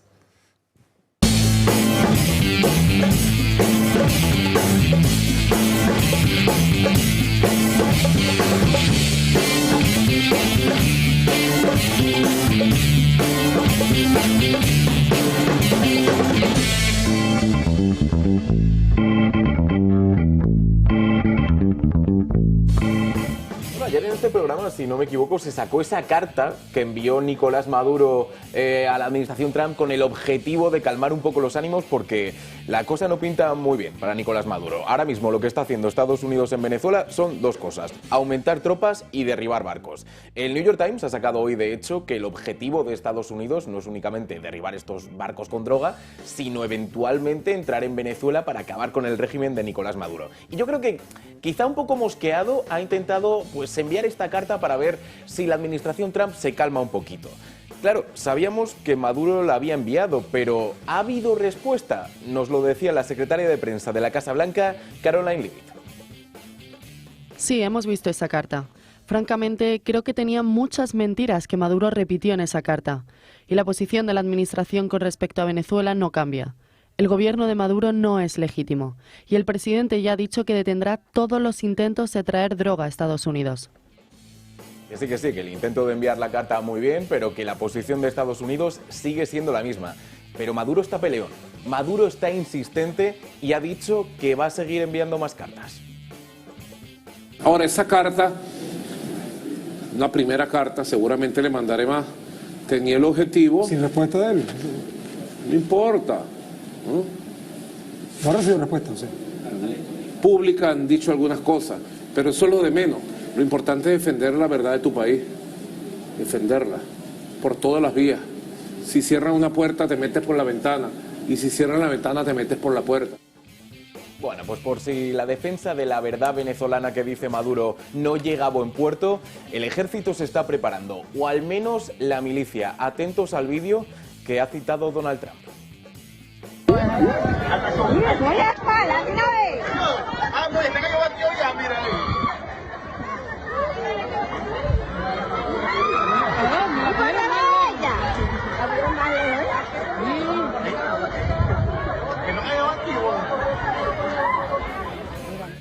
Bien, Trump está realmente asustado. Está muy asustado. De hecho, el terror que siente el presidente de los Estados Unidos está el que ha tenido que acudir a su cuenta de Truth Social para decir efectivamente que esta es una información de alto secreto porque han pillado a la milicia venezolana entrenando, que es una amenaza muy seria. Lógicamente Trump decía esto a nivel de humor, pero es que la respuesta de Maduro no tiene nada de graciosa y es que el dirigente va muy en serio con las imágenes que hemos visto. El loco Bolívar le decía, ahí va tu loco, que la milicia, que son tal cosa, no sé qué cosa, ahí está la milicia. El terror de los imperios será la milicia nacional bolivariana si se meten con Venezuela. El terror del imperio. Esas mujeres con esos fusiles serán tu terror, imperio. Ahí está el imperio absolutamente aterrorizado. Así están las cosas ahora mismo entre Maduro y Estados Unidos. Me voy a adelantar, pero no puedo desvelarla, solo adelanto. Pero en Dos Continentes tenemos la segunda carta de Nicolás Maduro a Donald Trump. La tenemos en exclusiva y la leeremos esta noche. Parece que el 2025 va de cartas, y no solo aquí en España, en referencia a las de Pedro Sánchez, sino también por otros lares. Francas. Lo único que me ha gustado de todo esto, bueno, lo que has explicado, tú lo has explicado muy bien, pero es que la portavoz de la Casa Blanca, antes de decir nada, diga que el señor Maduro es ilegítimo. Porque claro, aquí con el paso del tiempo nos podemos olvidar que ese señor no solo no ganó las elecciones, sino que las perdió y después fue a cargarse a los que la habían ganado, uno de los cuales tuvo que salir por piernas gracias a la intervención de la Embajada Española, lo cual también sería interesante saber exactamente ahí qué pasó y qué dejó de pasar, y que la otra persona que no dejó presentar, que era María Corina Machado, está escondida en Venezuela, a pesar de que Diosdado Cabello el otro día dijo dónde estaba.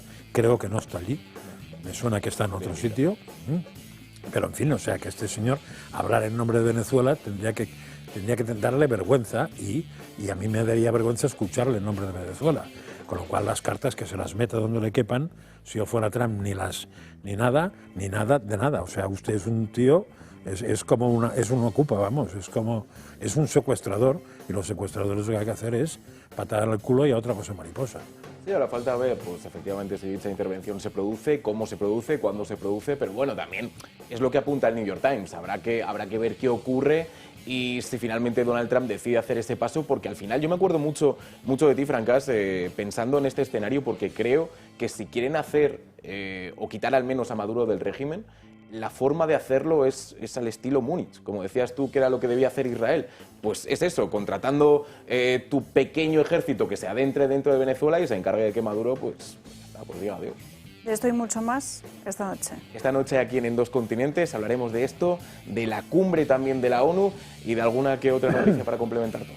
Pues de esa cumbre de la ONU tenemos que hablar, comienza ya, allí se encuentran todos los líderes internacionales. También, como saben, el presidente del gobierno, Pedro Sánchez, ha intentado pues que en el centro del debate de la ONU todas las miradas se posarán sobre él con el asunto de Israel. También hemos visto esas imágenes de Macron, de nuevo el reconocimiento al Estado de Palestina vuelve a colocarse en el centro del debate con esos reconocimientos, el último de ellos de Francia y de Bélgica, varios países los que lo han hecho en las últimas horas, pero uno también se pregunta ¿para qué? ¿Qué es lo que estamos reconociendo exactamente? ¿Qué delimitación en el mapa?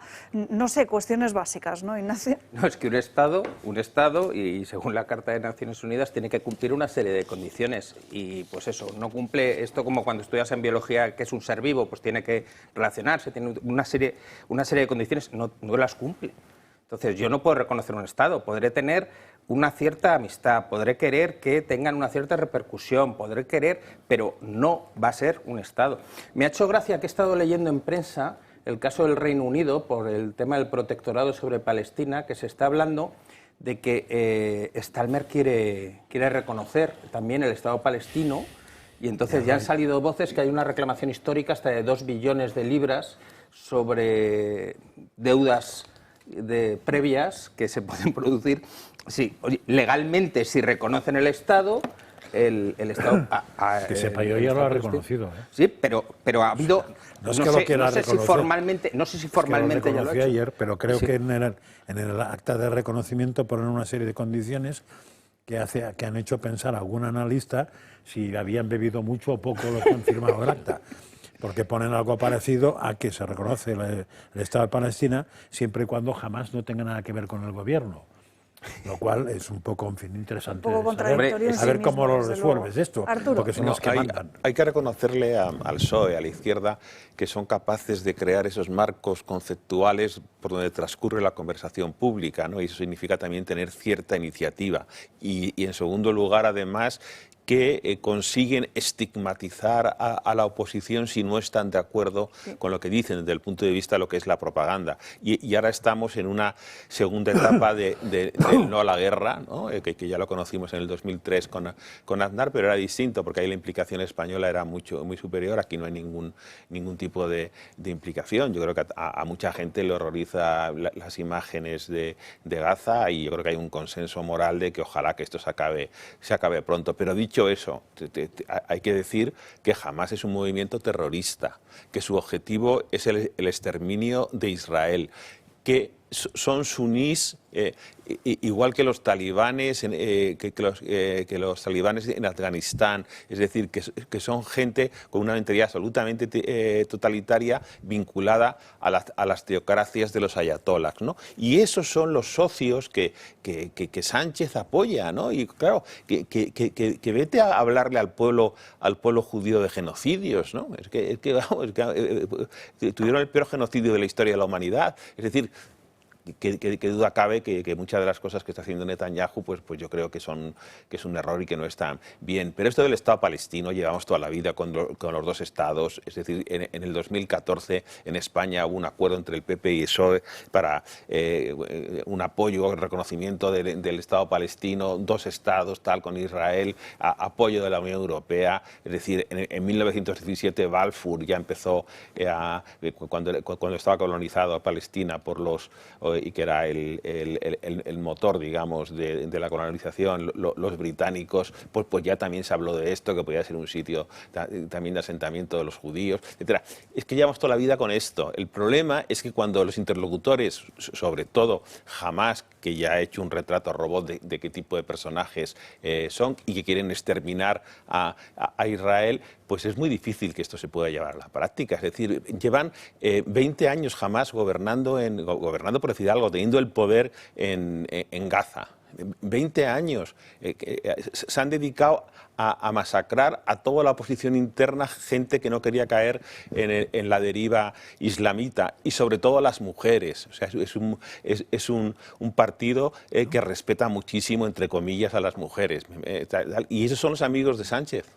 Una cosa muy curiosa, porque no sé si visteis el otro día cómo Hamás fusila... Tenemos esas imágenes de cómo Hamás ejecuta en plena calle precisamente. A palestinos, además, exacto. Y nadie ha protestado en ningún sitio. Exacto. Está muy bien eso, ¿no? Compañeros, esas son las imágenes, les advertimos de la sensibilidad que pueden causar las mismas, porque son ejecuciones en plena calle, a plena luz del día. Nos tenemos que ir ya al Congreso de los Diputados. Como les decía antes, a las 10:30 de la mañana salía desde Ferraz una protesta de los funcionarios de prisiones para llegar a la Cámara Baja y allí protestar contra la gestión que está realizando el titular de Interior, Fernando Grande Marlaska. Una protesta a la que ha acudido uno de los portavoces de Vox en la materia, que es Samuel Vázquez, que precisamente nos ha atendido justo antes de que llegara la misma. Bueno, pues cuéntanos un poquito cuál es el motivo por el que hoy los funcionarios de prisiones se están manifestando aquí y el apoyo de Vox. Ayer hablé con varios funcionarios de prisiones y el motivo fue muy escueto, pero muy explícito: dignidad. Les han quitado la dignidad en su profesión. Este gobierno vil, lleno de personas viles, les ha quitado la dignidad. La palabra resume todo lo que piden. Piden ser agentes de la autoridad, parece bastante razonable. Piden equiparación salarial, en un gobierno que presume de igualdad también parece bastante razonable. Piden profesión de riesgo, lo cual me parece lógico siendo funcionarios de prisiones y enfrentándose a lo peor de la sociedad, porque la profesión de riesgo se la han dado a Bardén, que no sé, el único peligro que tiene es que al dar alguno de sus discursos políticos se muerda la lengua y se envenene, pero aparte de eso no sé qué peligro va a tener. Sin embargo, los funcionarios de prisiones no tienen esa denominación. Luego, piden dignidad. Se han duplicado las agresiones a funcionarios y las agresiones sexuales a funcionarias desde la llegada de este gobierno. La nueva realidad criminal que este gobierno niega en las calles también impacta lógicamente luego en las prisiones. Y lo que vienen a pedir es que se les haga caso como profesionales, que se acabe de una maldita vez la perspectiva política, que es la que está impuesta, la que protege el discurso político, y comiencen a hacer caso a los verdaderos profesionales, a los que saben de esto. De nuevo Marlaska ha señalado porque de nuevo vuelve a abandonar en este caso a otros funcionarios. Marlaska es lo peor que nos ha pasado en Interior, en toda la democracia. No hay ni un solo colectivo, ni un solo grupo de funcionarios, policías, guardias civiles, funcionarios de prisiones a las que no haya dejado tirados. Nunca da la cara por ninguno. Siempre obedece mansamente a su amo, al uno, al jefe de la banda organizada. Y tenemos que recordar que el jefe de la banda organizada tiene como socios a Bildu. Si tiene como socios a Bildu, es normal que lo de la violencia lo deje un poco de lado, tanto en las calles como en las cárceles. Bueno, y no solo referente a este asunto, sino también referente a la inmigración ilegal. Fíjense en esta noticia que recoge Voz Populi en su portada sobre cómo se han reducido un 30% las expulsiones de inmigrantes ilegales que hay en nuestro país, pero lo sorprendente es porque no consiguen localizarles de ninguna manera. Una vez que llegan a España, pues no tienen ni idea de dónde están. Sería un milagro que los localizaran, ¿no? Porque lo que hacen es cogerlos, meterlos en un avión y soltarlos en una plaza y que se espabilen, pues en general es un milagro, ¿no?